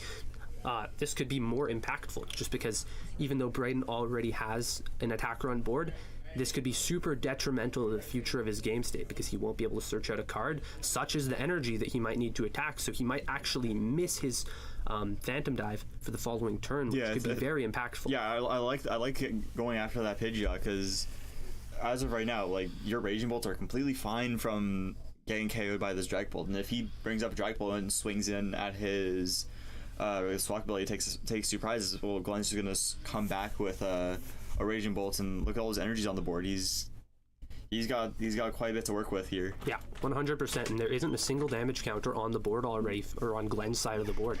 So it's really going to be difficult for Braden to take any knockouts here to truly advance the game state. And it's possible in the following turn, if Glenn does actually hit another Gust and hits a knockout on something such as the Dragapult or even the Squawk or the Fezandipity, if he happens to hit the Gust, that's enough to take the game considering he's only got 2 prize cards remaining. Yeah, for sure. Seems Braden's doing a deck search here. He played Poffin. I believe that was a Poffin, yeah. Yeah, just seeing what he has available for him. Yep. What can he do? Always a good thing to do. It's important to know what you have in your deck, thin your hand, because at this point in the game, especially considering it's coming likely very close to the end of the game, being able to search out Pokemon that are beneath 70 HP when he already has 3 good ones on the board, it's very highly unlikely to have any impact on the actual outcome of the game other than just potentially taking those cards out of your deck. And we see that Arvin to grab that Ultra Ball.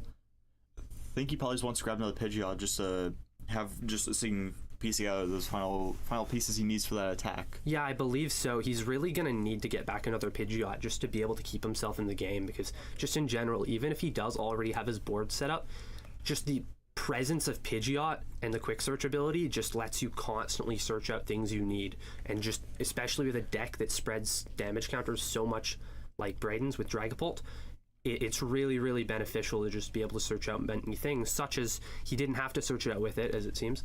No quick search yet. He's all right. Okay, they're just going for the quick search. Just grab him. I think let's grab that Dracloak just as a backup attacker, but yeah, just in case. Also, that ability's pretty good just to see more cards as well. Yeah, totally. It's always nice to have that, especially going into the later turns. Braden does currently have 6 prize cards, so it shouldn't matter if there's any. And he grabs that counter catcher. He's just like, yeah, I want this. I want this. He's going for it. Does that attach? There we go. Counter catcher on that Squawk ability. Those are the prizes he needs to stay back in the game. Now he can spread those damage counters on the bench, which should allow him to get following knockouts in the following turns, assuming that Glenn doesn't happen to hit any Bravery Charms or anything of the like. Mm-hmm. So yeah, there we see that knockouts, and there's players just getting all that dice set up and everything ready to go. Absolutely. Oh wait, I think it was just the headbutt. Oh, did he not? Oh, did I don't know if is the crystal gone? I don't think he was able to attach the crystal. I don't think the crystal's on there. I'm not sure what happened to the crystal, but I could have sworn that was there. There's a possibility. Oh, the bravery charm. The bravery charm. Oh, pulling out with that. Just the bravery charms makes it live on 10. That's unbelievable. We see that retreat to the Raging Bolt. Seems Glenn might have the knockout for game here. Yeah, there it is. 5 energy takes the knockout. That's it. Pretty quick one for Glenn. Unfortunately, not much Braden could do after missing that attach. Really unfortunate, because that could have really kept Braden going. But Glenn hit everything. Not much more you can do. Yeah, it's Raging Bolt's world, and we're just all living in it. Absolutely, and especially in a tournament where we're playing with so much Raging Bolt, I believe there's something around 20% meta share, which is very, very high. You have to be prepared for it, and obviously it's definitely something Braden has taken into account, but you never know. Yeah, sometimes the meta's unexpected, but I think this was probably like the best showing we've seen of Raging Bolt. The Raging Bolt did what it wanted to do, and like it went first, so it couldn't get that turn 1 attack, but when it got to turn 2 where it could attack, it went for those 2 prizes, and then went for 2 prizes again and again. You just had those options to just like take those 2/2/2 prizes and just avoid those single prizes and just get the game wrapped up as quickly as you can. Yeah, totally. That's just how it goes. That's the goal of the deck. It hits hard, it goes fast, it gets energy, and it can take knockouts on just about anything. So yeah, absolutely. Yeah, it was an interesting match. Certainly a fun one to watch. I'm interested to see what comes in our following round. I believe the 4th round is the final round, if I'm not wrong. Yeah, I think so. So we'll be declaring a winner, and we'll see who qualifies for the Invitational in the coming round. So that'll be certainly something that's very interesting to see. Yeah, it looks like we had a few players that have already obtained their invites. Like Glenn already has his invite, Brain already has his invite. They're just playing for that round 1 bye. Yeah, absolutely. And I'm not sure if we mentioned this before, but the top player that is playing at this last chance qualifier that has already qualified for the Invitational through prior seasons throughout the year will obtain a round 1 bye at the Invitational tournament. So that's definitely something to look forward to, just to really, really secure a potential good performance at the Invitational. Yeah, the round 1 bye is actually massive. Yeah, absolutely. I would like round 1 bye is very good for this Invitational. Just stack it with the tournaments of this high caliber of players that are going to be present today, present in that tournament. Having just like a free win just kind of gives you like a little bit of like peace of mind, like knowing like I'm already ahead of the game before it's even started. Definitely, and especially when you're playing in Swiss rounds, it gives you one extra round just to take a break, watch everyone before the round even starts, and see what the meta is. Because as you might be able to tell, we have the meta statistics here, but the players out there, they've had to do their analysis on their own between rounds or whatever that might be. So they don't necessarily know exactly what's being played going into the first round. So that player with a round 1 bye actually gets a major advantage because they can just walk around on the playing floor and just watch and see whoever has specific decks and what they need to plan for, and specifically know whether or not the techs in their deck were a good choice, and really just know how to prepare for everything the best possible. Yeah, of course. It's very good to have that round 1 bye. Totally. There's not just it's the invite that players are looking for today. Yeah. Looking for just more than just that. On top of that, though, as well, there will actually be pretty good prizing for this Invitational.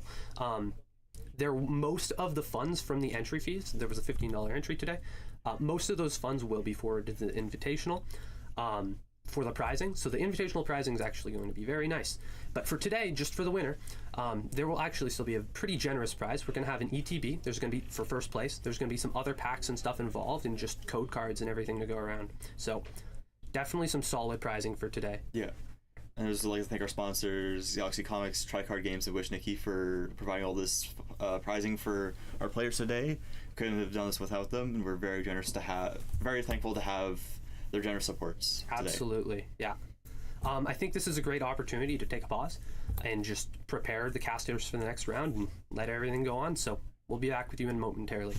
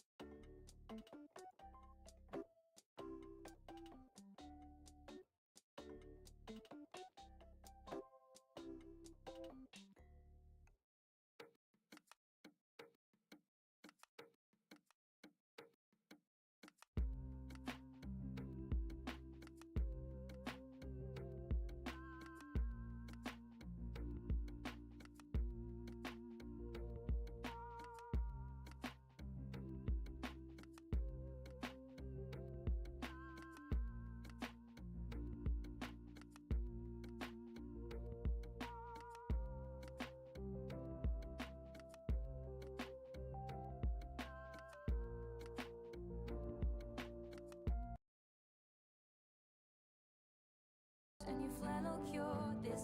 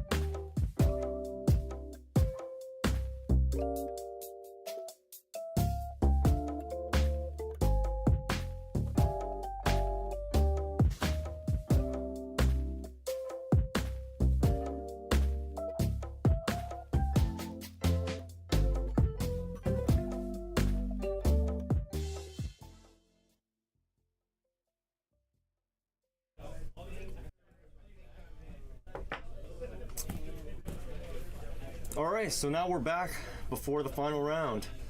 So what do you think so far, Jay, of today's tournament? I think it's going pretty well. It's definitely a fun tournament to watch, and the competition seems to be pretty good. That's good, that's good. Yeah, as we were talking about earlier, just we keep on repeating it. Raging Bolt, Raging Bolt, Raging Bolt. We're actually coming to a Raging Bolt finals. Landon versus Glenn.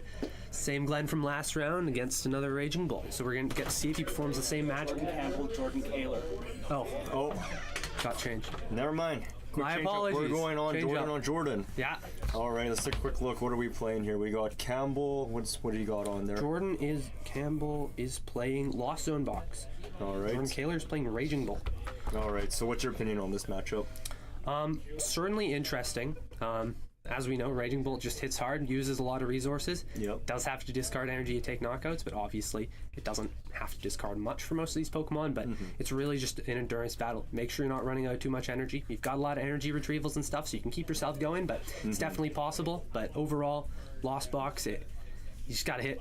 You just gotta keep doing your thing. And you know what? That's the thing, too, that Lost Box has the advantage on, right? It is a deck solely comprised of one prize or attackers that Absolutely, can work yeah. with, right? Like, it'll, of course, like, depending on the variant you're playing, you got your Iron Thorns, you got the Big Bear, Blood Moon, or something. Yeah.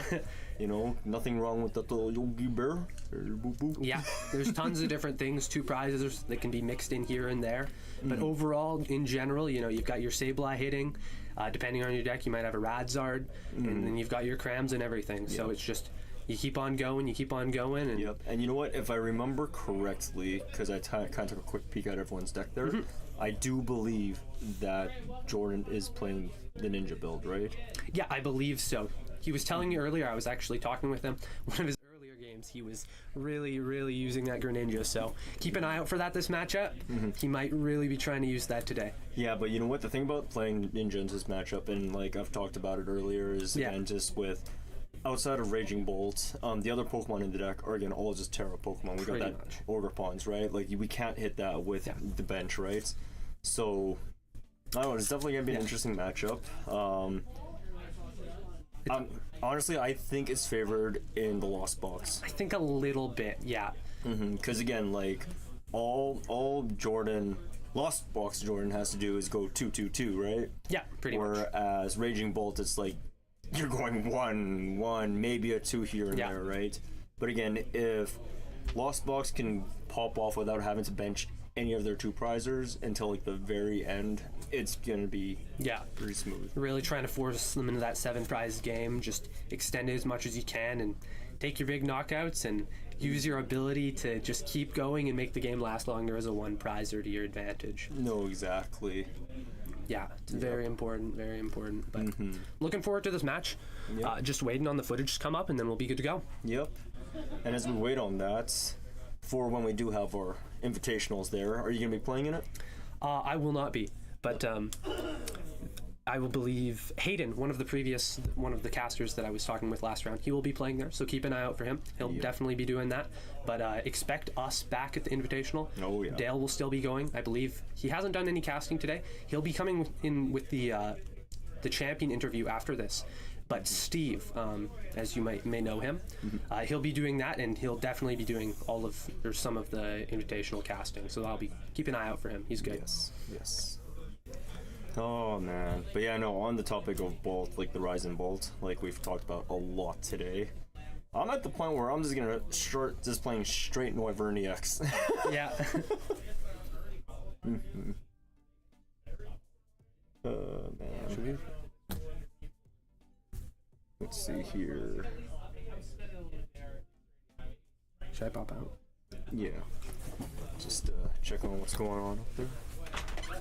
Hey, we don't have the stream feed. How long has the game been going for? So the only thing I was going to see was live. Can we check that?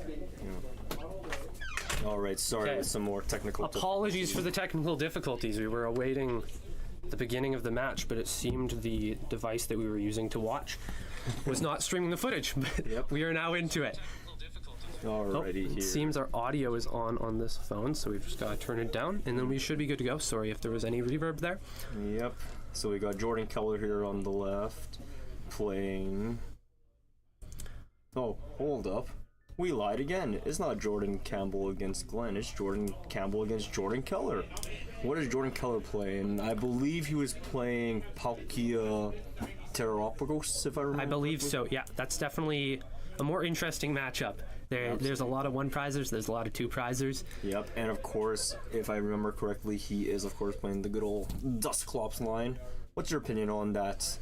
On Dusclops' effect on the game in the meta right now? It's certainly very impactful. Potentially the most impactful and meta-changing card that we've had in a long while. It pretty much just allows crazy things, such as certain decks like Terapagos and this Terapagos Palkia variant that we're going to see today. I'm not aware of whether or not Jordan's list, Jordan Keller, that is, his list will be playing any copies of Dusk Noir, but it is very capable of taking crazy turns and at times upwards of 4 to 6 prizes if you do things correctly. Oh, exactly. But back to the game now. We're on Jordan Campbell's second turn, I believe. And we're starting off with a Colress. I'm not going to lie, as fun as Lost Box is, I don't know if it's just me, but whenever I do like my flower selects with Comfy or Colress, it's always bad. It's always bad. I remember one time I like Colress into 5 energies, and I was like, this is terrible. Like, Yeah, I haven't played Lost Box in a long while, but crazy things are bound to happen. But Jordan, he's a great player. He's been playing with Lost Box for a long time. He knows his way around it. yes, he does. And he is very good with making his decisions off of his Lost Box, his Comfy and Colress decisions. Yes. But so far, he's in the Lost Zone. It looks like he has 4. We've gone through Nestball, Boss, and I believe it was an Iron Hands. It was an Lost Iron Box. Hands, correct, yeah. Yep, and now he has switch carded into his second Comfy for his next Flower Select, getting rid of a switch. Oh boy, here. I think if I was Jordan here, Campbell, of course, Lost Box, we're trying to turbo into 7 so we can either go with Greninja, but it looks like it's just a pass. Yeah, generally I'd think here, because Jordan Keller has many different liabilities on his board, especially in these earlier turns. If Jordan on his following turn, Jordan Campbell, happens to get a Greninja going, he can take knockouts on those Hoots, for example. No, exactly. Which can take incredibly large amounts of item and supporter and just trainer search in general out of Jordan Keller's gameplay, which is very heavily impactful. Exactly. It just takes out the whole engine of making the deck work. Keller, they're benching Pheasantipity EX with the flip the script ability, letting you draw 3 cards when your Pokemon were knocked out on your opponent's turn.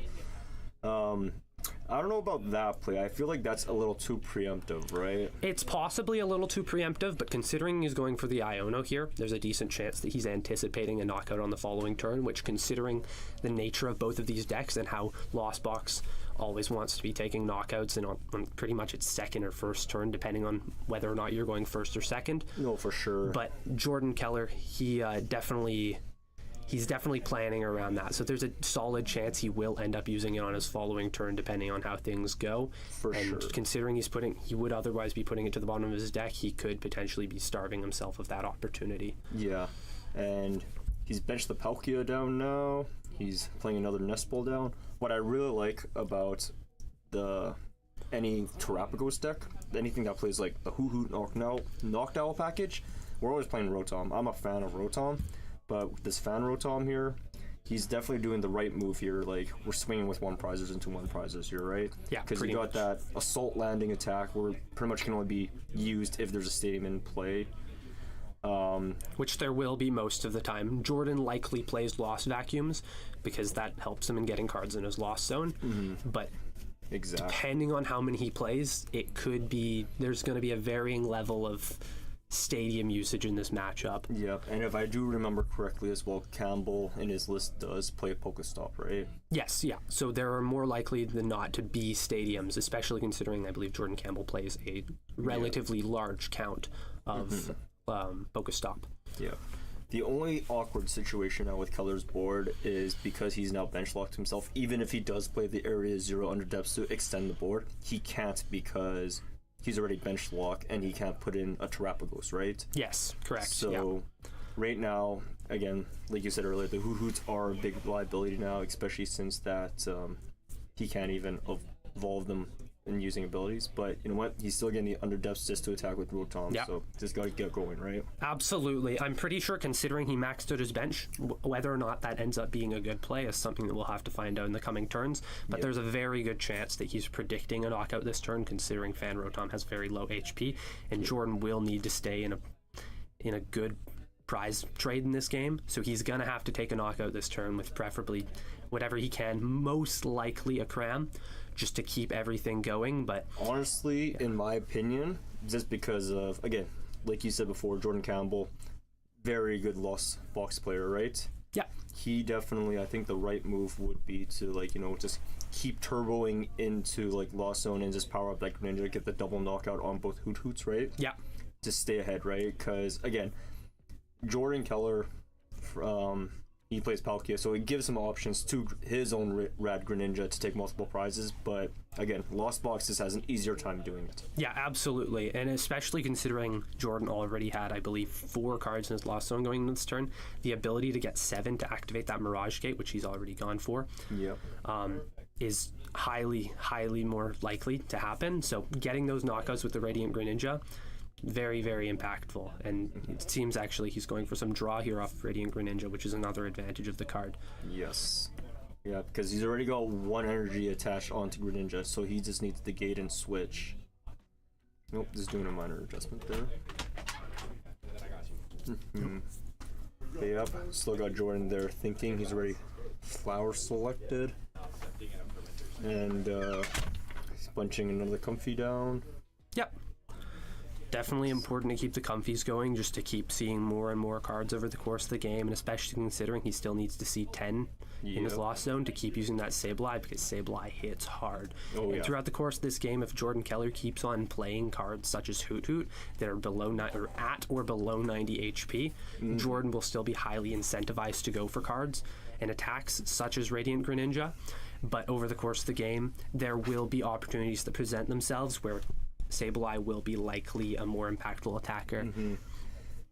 And yeah, no, there's Campbell benching again, another Comfey, switch carding into it. Got the gear now, most likely digging for another Colrez. He's picking the Roxanne. Okay, interesting. Definitely not something you could play in the earlier turns. I'm not exactly sure if there was a Colress in there. There's a decent chance that he was forced to pick that and he's just doing it to thin his deck. Exactly. Like, I don't know. Him benching that third Comfey makes me think that he doesn't quite have all the card pieces he needs yet, right? Yeah, not necessarily. You have a good point with that, because it does require a lot of cards to be able to pull off what he wants to pull off. And while this is a deck that can see those cards, if you play more cards like Comfy, you're going to be forced to. That it's likely a clear sign that you want to keep digging. And it looks like he didn't get the pieces because we just saw a manual attached to Greninja and pass. Yeah. So back to Keller's turn now. This may actually be a bit of an awkward turn, because as we were saying, Jordan Keller was likely predicting a knockout from Jordan Campbell. As you can see, that didn't happen. So it seems he's gone for the follow-up knockout quickly, because he didn't have much of a way to get around what he had initially planned. Yeah. Because he can't, as we were talking about earlier, he doesn't have a Terra Pokemon in his place, so his stadium isn't active. And then on to Campbell there. You know, we've got the immediate manual attached to Rad Ninja there. Obviously going to be going for the double Hoots, right? Absolutely, yeah. Considering especially he's down 2 prizes at this point, he's got to take his 2 prizes and catch up. No, exactly. He's benching the Cram there. Rolls the Pokestop that he displayed, hitting Palpad, Nest Ball, and I believe the third card was a Super Rod. I believe so. That's a very, very good Pokestop. Not much more you can ask for unless he's specifically looking for something like a Mirage Gate, which he will not need this turn, considering he's already got everything he needs. But coming into his following turn, if he wants to continue using something like his Radiant Greninja to take more and more knockouts, he's going to have to get more energy on that. And what's the best way to do that? Mirage Gate. Exactly, which I believe he hasn't used any yet. He's checking his Lost Zone. I haven't seen any go in there. Haven't seen any go into the discard. But now we have Keller finally getting a Terapagos down. He has access to Pheasant Deputy Flip the Script now because his Pokemon were knocked out. He sure does. Those 3 cards, they can make a huge difference here. Oh yeah. So he's starting off with the Flip the Script there. Drawing a Candy, Yeah. Stretcher, and I missed the last card there. Yeah. Jordan Keller has tons of opportunities this turn with what he wants to do, since he does have a Palkia on board that is clearly available to evolve, since it has been in play for the previous 2 turns. So he's likely going to go for that Yep. and get the evolution. I'm not exactly sure how many water energies he has in his discard, but if he has at least 2, that's enough to get a knockout, or by charging up your Terapagos, which is very, very huge. Yeah, but now in this situation, what's more correct to like keep staying ahead in the prize trade or just knock out the Greninja, right? Because again, sure, Campbell probably has the resources to be able to do Moonlight Shuriken again, but it's like, is it even worth it at this point, right? But looking at Keller's board. Yeah.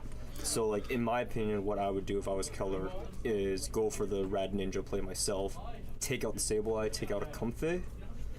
But again, we'll see what happens here. Yeah, and especially considering it seems that Jordan Keller has actually just played a Duskull into his board. This could get very, very interesting over the next couple turns, considering that gives him the opportunity to do many different things with fancy prize trades. And now I personally haven't played a Palkia Terapagos deck myself, but Jacques in this deck. What is your opinion on that? It's definitely interesting. It can be all right, but Because I'll tell you right now, in my personal experience, in my Terapagos deck, I play weird stuff like Thornton. yeah. Because of weird matchups where Duskull gets knocked down, it's like, you know what? I'm just gonna Thornton my Fan Rotom into it and pop you. Lets you get it back. Thornton can do a lot of crazy stuff these days, and especially in a format where you've got so many cards that have capabilities like Radiant Greninja, where they have attacks that can spread damage and stuff. So you've got cards similar to that like Dragapult. You've got cards like Sableye, just things in general that can spread damage counters. There's so many ways in this current format just to mess stuff up. Yep. Oh man. Looks like Keller's still thinking of what to do here after that Jacques. Yep, nope, he's evolved his Palkia. He's got the Duskull. But yeah, it looks like he's still contemplating on what to do here. I think he's like contemplating again whether to go for the Greninja or the Palkia play. Oh man.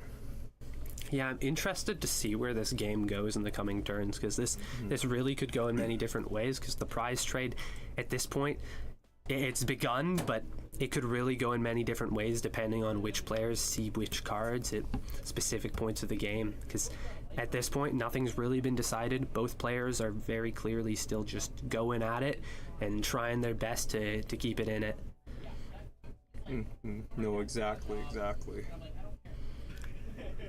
Yeah, Here. seems there's a Fan Rotom set up, so I believe it looks like he's going for possibly a retreat on that, considering he's picking it up. Again, like I said, I think the correct move is definitely to retreat the Fan Rotom if he has the energies to go right into the Greninja there, because now that he does have Duskull in play, it does open up the value Campbell's Rad Ninja again to be able to take multiple prizes. Definitely, yeah. And it seems he's going here for the retreat, which will actually put another energy in the discard. It seems he's putting the Palkia V-Star up, so he does have energy in his discard, so he will be able to bounce that back. It looks like he's going for his V-Star, so there's one energy. It seems he's got another, and it seems he's got a third. So he can use those, power up. It seems he's going for attaches there. And, yeah. He now has the ability to take a knockout. The question is, Will he use it on the Radiant Greninja? There's a decent chance. I personally think that swinging to the Ninja after committing this far is correct, because Ninja's the only one that can take a multiple prize this turn. Like, yes, Campbell could Sableye on his turn now, but again, like, he's only taken one knockout, right? Yeah, I believe so, and especially considering Jordan Keller just in his previous turn played that Duskull, that I know that is something that Jordan is potentially concerned about, but it also, alongside that, it gives him another opportunity if he did still have that Radiant Greninja in play to knock it out, because it does have less than 90 HP, so the opportunity still presents itself, plus the Fan Rotom. So there are plenty of ways for him to take more and more prize cards. Yeah, and if I know Jordan Campbell very well, he is definitely a man who plays 3 rods in his list. Yeah, absolutely. It's with a deck like Lost Box, you can almost never have too much recovery because you're constantly going through energies, and especially with a card like Radiant Greninja that discards energies, you're going to keep on discarding them over and over, and you're going to need a way to get them back. But not just energies, you've got attackers, your Sableyes, your Radiant Greninjas, as for example. The Radiant Greninja just got knocked out. You can use a card like Super Rod, like he just plays there, to get back a Radiant Greninja. Will he do that?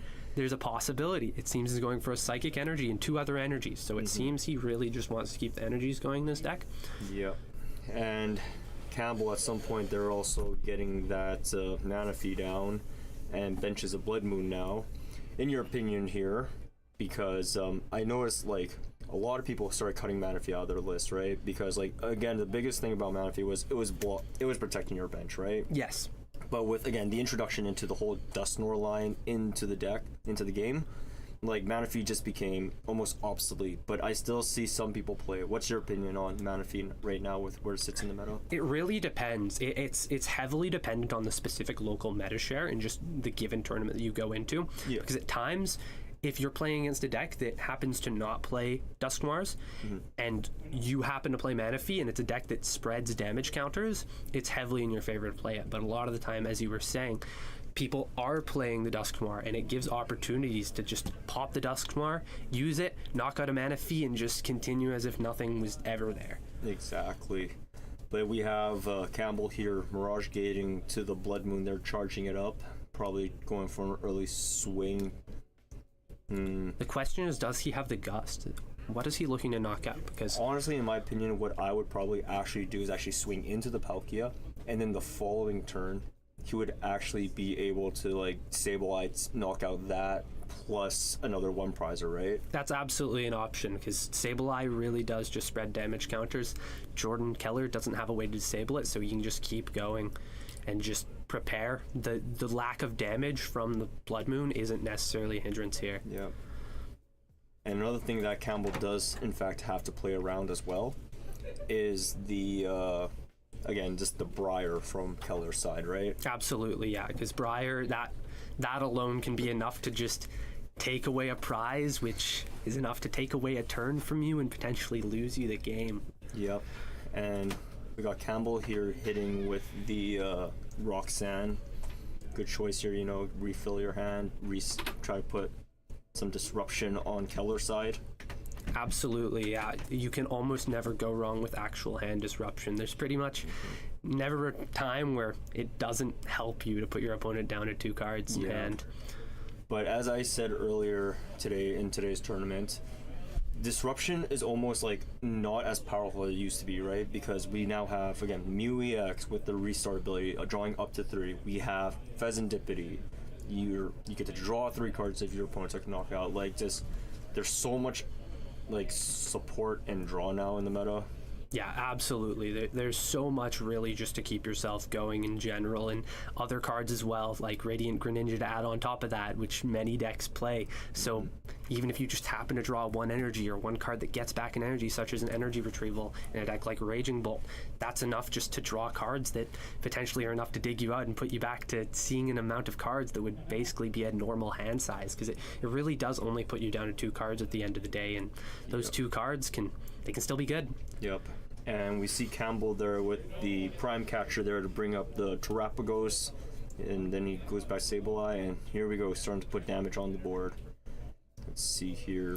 Yeah, and it seems he'll be going for the Sableye instead. I would assume here that he's doing that so he doesn't have to put a massive 3 retreater in active that will only be able to attack for 1 turn. He'll be forced to pivot through something like a switch or wasting all of the energies through a manual retreat. And again, like I said, I personally have not played Terrapagos Palkia, so I'm not 100% sure if the list even plays double turbo to be able to swing with Terrapagos like in a single turn. But oh boy, Keller just rolled the Pokestop and milled 2 area zeros. That's unfortunate. That might be hard to come back from. But yeah, going back to what you were saying previously, you don't know if he plays a DTE. There's a decent chance that he doesn't, because a lot of the time people don't play it because it isn't necessary. Because if you use your V-Star power on your Palkia properly, you're going to be able to get 3 energies into play, which is impactful. And over the course of many turns, you're still going to have manual attaches. Just in general, you can just keep yourself going. Yep, and it looks like just a pass from Keller there. Yep. I know this ain't looking good now for Keller, because with the damage spread, what will Jordan do? Because again, yeah, no, if Keller doesn't play DTE, now this Terrapagos is going to be stuck up front there until either he hits a switch, and now he just has free reign to start like Sableye. Yeah. And if I was Campbell here, well, if I was Campbell, what I would be doing is like kind of setting up numbers to go for that 4 prize turn, right? Yeah, so absolutely. that way you don't take a single knockout to let Pheasantipity draw out, right? Yeah, and Jordan's in such a good position in general, even though he does have a 2 prizer on his board that can still be knocked out. As you were saying, Jordan Keller likely doesn't have a way to pivot around this and be able to take a knockout on that. So if he can sit in this situation where he's got that Sableye inactive and he can just keep on swinging for 12 counters every single turn wherever he wants, that's super impactful. He'll be able to set up the board how he likes. It's possible he takes knockouts on the bench depending on what he decides on doing. And that can put him in a situation where he's got 4 prized cards remaining. He takes that Palkia, and say, for example, he manages to get back pretty much anything else just to take 2 knockouts, which could be his Sableye, because Sableye is capable of knocking out things like that Duskull to prevent it from being a threat in the future. Yes. So he has so many options here, and it's very nice to have that Pokemon stuck in active on Jordan Keller's side for Jordan Campbell's sake. Yeah. But back to the game there, Keller rolling the Pokestop here. We saw him hit the Ultra Ball. They're using it to grab the Dusknoir out of deck. Probably, yep. Evolving into the Dusknoir. Seems he's going for it. 13 damage counters where he likes, gives up a prize, but can do plenty of things with that to mess up your opponent. I think what the right move is here to do is to knock out the Manaphy, because I do believe Keller does play Prime Catcher. So that is his pivot, and his Rad Ninja is pretty much set up. So the right move to go, if he can see all the cards, again, his deck is still a decent size. Because he pretty much has to do something this turn to like either set up win or go for win, because gauging by like the damage setup right now, Campbell most likely has it next turn. Yeah, it's very possible. Jordan Keller has it in a situation where it's possible that he uses this Dusknoir to take a knockout on that Manaphy. It doesn't seem he's going to do it, but that does put Jordan down to 3 prizes, which puts him in a position where he's pretty much just 2 knockouts away from winning the game. Yeah, but again, like Campbell, he can just, rod back, Sableye, and he definitely has 3 prizes set up on the board there with the Fan Rotom there. Yeah, absolutely. As far as I've seen this game, I believe Jordan Campbell has only actually used 1 of his super rods, possibly 2. So he might even play 4. Some people are playing 4 these days. Yeah. So that it still gives him a ton of leeway to be able to bounce stuff back.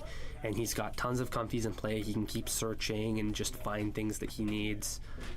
I haven't kept exact track of how many Colruses he's played, but there's a chance that he still has one of those just to keep searching. So he's really got a lot of options just to see the cards that he needs and keep going. Exactly, but we got Keller here using a Nest Ball, kind of just double checking what options he has. Yeah, always a good choice just to keep an eye on what you have in your deck in the late game. Yep. Thin some cards you don't need and just evaluate where you're at. Yep, we have Keller here. Yep, bringing out his own Blood Moon or Saluna onto the bench.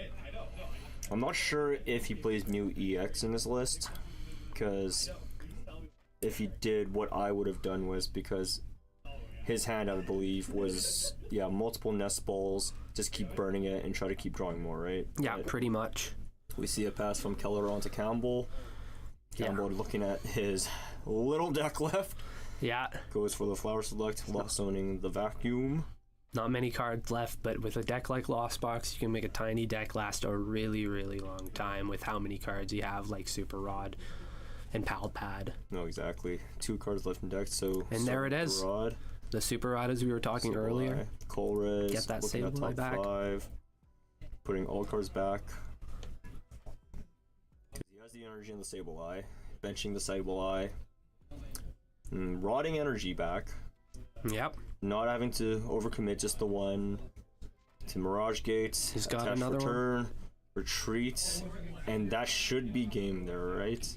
Taking I 3 believe prizes. so. Yeah. 3 prize knockout, and that's it. That's all. Wonderful game from Jordan Campbell. Jordan Keller did a pretty good job with keeping stuff in check, but at the end, he really just got that Pokemon locked and active, and Jordan Campbell played around it very well with his Sableyes Yeah. and his Greninja. Yeah, again, in my opinion, the early game there when Keller put the Fez down turn 2, again, I think that was way too preemptive. Like, it's like, it locks up a space, and again, with a deck like any Terrapagos variant, you're playing so much consistency cards like your Noctowl package, your Nest Balls, right? Like, I definitely think, like, yeah, the Fez play was way too preemptive. Yeah, absolutely, and especially when you have other cards that draw, like Noctowl, as you were saying, early game recovery cards such as that, even though a knockout is very likely, it's not necessarily something super important to play. I wouldn't have necessarily been against the play if he happened to have a room to play another Terrapagos so his stadium could actually work and keep his bench freed up, but that wasn't the situation, so unfortunately he pretty much just filled up his whole bench. I know he was really looking for a knockout that next turn just to keep things going, but it didn't happen. And then the following turn he just got his Noctowls swept from him. No, exactly, and that was like the biggest thing too. Like, I will say though that Campbell at the beginning there did like have a bit of a slower start, not going hard with the attacks. But again, like, Lost Box can afford to do that with like how fast it can just go through its deck, right? Yeah, it sure can. And especially considering it's a 1 prize deck, you can go behind a prize or two, and he did go behind a little bit and just come back. Yep. And yeah, like, it's just Lost Box, you got your Sableyes, your Rad Ninjas, like being able to take multiple prizes without having to be 2 prizers is already a really good bonus. Yeah, totally. And it seems time in the round has actually just been called. So we will be coming to an end of a tournament pretty soon. I'm not exactly sure who the winner is yet, but Steve will be having, as I was talking about at the end of the previous round, he will be doing a champion interview. So look forward to that in the coming round. We'll get back right to you with that. All right.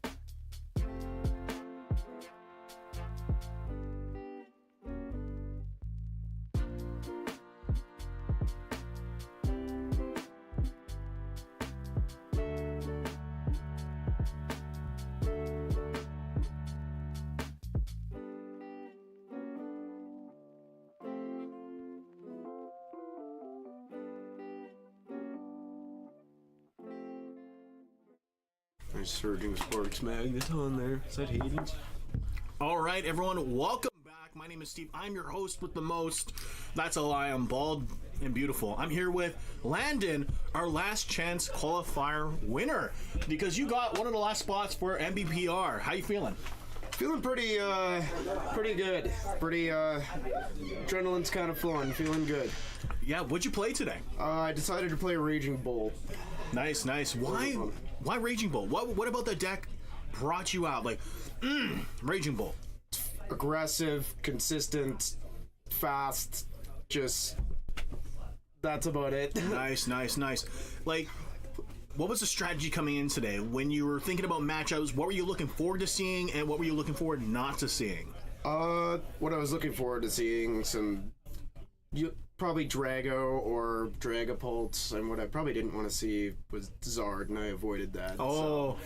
So Nice. since I don't play Briar, so it makes it a little more difficult. Nice. And what do you think about MBPR? Do you like coming out for these events? Do you like coming out for these community-oriented stuff? Oh yeah, I think it's great. I'm not as active in the community, but I think it's a great thing that everyone else puts on these sort of events. I think it's great that the community's growing.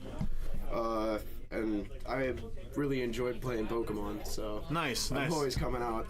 Well, we love having you, Landon. Landon, any final words? Anything you want to say to your fans out there, family, friends, pets at home?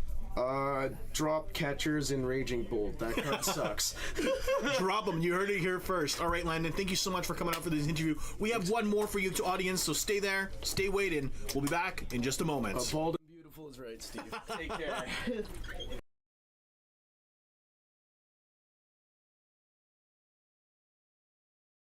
Another interview coming up shortly there. I hope you all had a great time today. Thank you coming out for us today. And here they come, our first place winner. I hope you're excited. I hope you're amped. Here they are, coming to sit down. I'll wait for the knock to tell me that we are live. All right. We are live. We are here with Glenn, first place winner for the qualification round. You were already in it though. You were already in to win it. So how are you feeling today? What deck did you bring out and why? Yeah, real amped today. So came out today with Raging Bolt. Not a deck I have a ton of practice on, but something I felt was really aggressive and hit really hard. And that's what I was really looking to do, you know? Seen a lot of decks around like your Charizards, your Dragapults. Just decided to want to go fast and run it up, you know? Nice. Was there any decks that you didn't want to see today? Where you're like, oh boy, ooh, ouchies. Oh yeah, for sure. I was looking at it and I went, if there's Snorlax in the room, I'm walking out, you know? I'm getting right out of here. I'm heading down for some tacos, you know? I'm getting right out. I cut my list down to 2 switch cards. I know there's lists that are around from 3 to 4 at this point, but I went, you know what? Don't even need it. Nice. Yeah. And on that note there, like, what decks did you want to see? What were you like, I want that deck, I want to kill it. Well, don't kill it. I want to nuke that deck on site. Yeah, so Dragapult #1 was one of the things I figured I'd see. I know Braden Smith, local player, fantastic Dragapult player, but I went, you know what? Just don't want to have to think my way through this. I just want to attach energy and blow up. And on top of that, also was looking for Regidragos. Didn't end up seeing any of them today, but turned out okay anyways, obviously.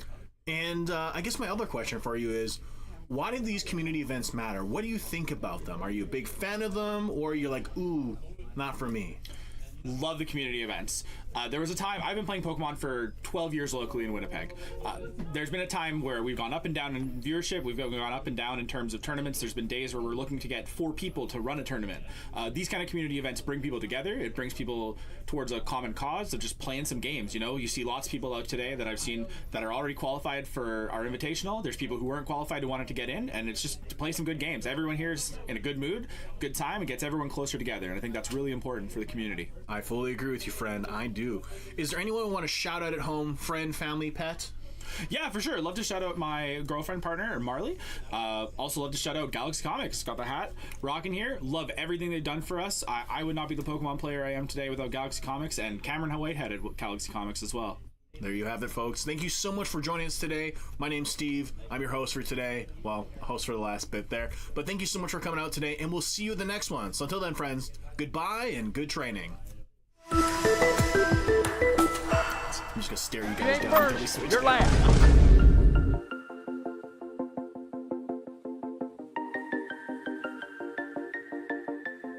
Okay, let's go. Oh my god!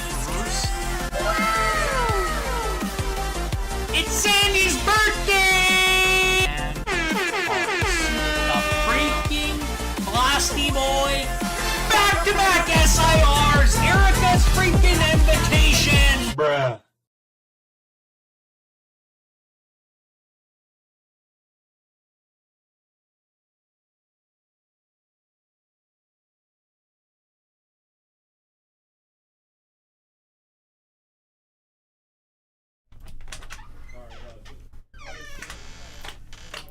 What a day. What a day this last chance qualifier was. I am joined with none other than Danny. I'm Dale speaking, and we are here to close the show. It was an amazing day. You know, the one thing that comes to mind today when I think about all the decks, all the games, it's got to be Raging Bolt. What do you think? Honestly, you're not wrong there. Like, Raging Bolt, again, like we said before, is a powerful deck. It's fast, it's consistent, it's strong. Like, the fact that it's come this far because of Ogre Pond, like Teal Mass specifically, it's pretty wild. Now, going into the invitationals in a couple weeks, what do you predict for that? Well, it is a bit of a mix-up, right? We are changing formats. We are going to Surging Sparks. Yes. Now, there's not a lot of expected meta shakeup, but if you really think about it, we've got literally the best of the best of the best of the best in the city. So, heartfelt congratulations to those that have qualified. You know, congratulations to our champion today, Glenn, for punching his ticket for the round one bye. And with that, you know, we just want to do a few shout-outs to close out the show. So, first off, Galaxy Comics, once again, one of our biggest, hugest supporters here. We come here all the time. Check them out. We've also got Tricard Games, another huge supporter of us. Check them out at Mulvi Markets, tricardgames.ca as well. And finally, Wish Nicky. You've seen already all the different promos for Wish Nicky, so definitely make sure you're supporting him and giving him some love as well. Danny, anything else to close out the day? And again, you want to remind everyone when we're having this invitational? Absolutely. So coming up Saturday, November 30th, we will be hosting the invitational once again here at Galaxy Comics. Make sure you're tuning in. Make sure you're subscribed to our YouTube, to our Twitch channels. And if you're in the server, make sure you're checking out for all the updates. And with that, thank you so much for tuning in. We had a great time, and we look forward to seeing you again. Yep. See you guys in the future. Take care.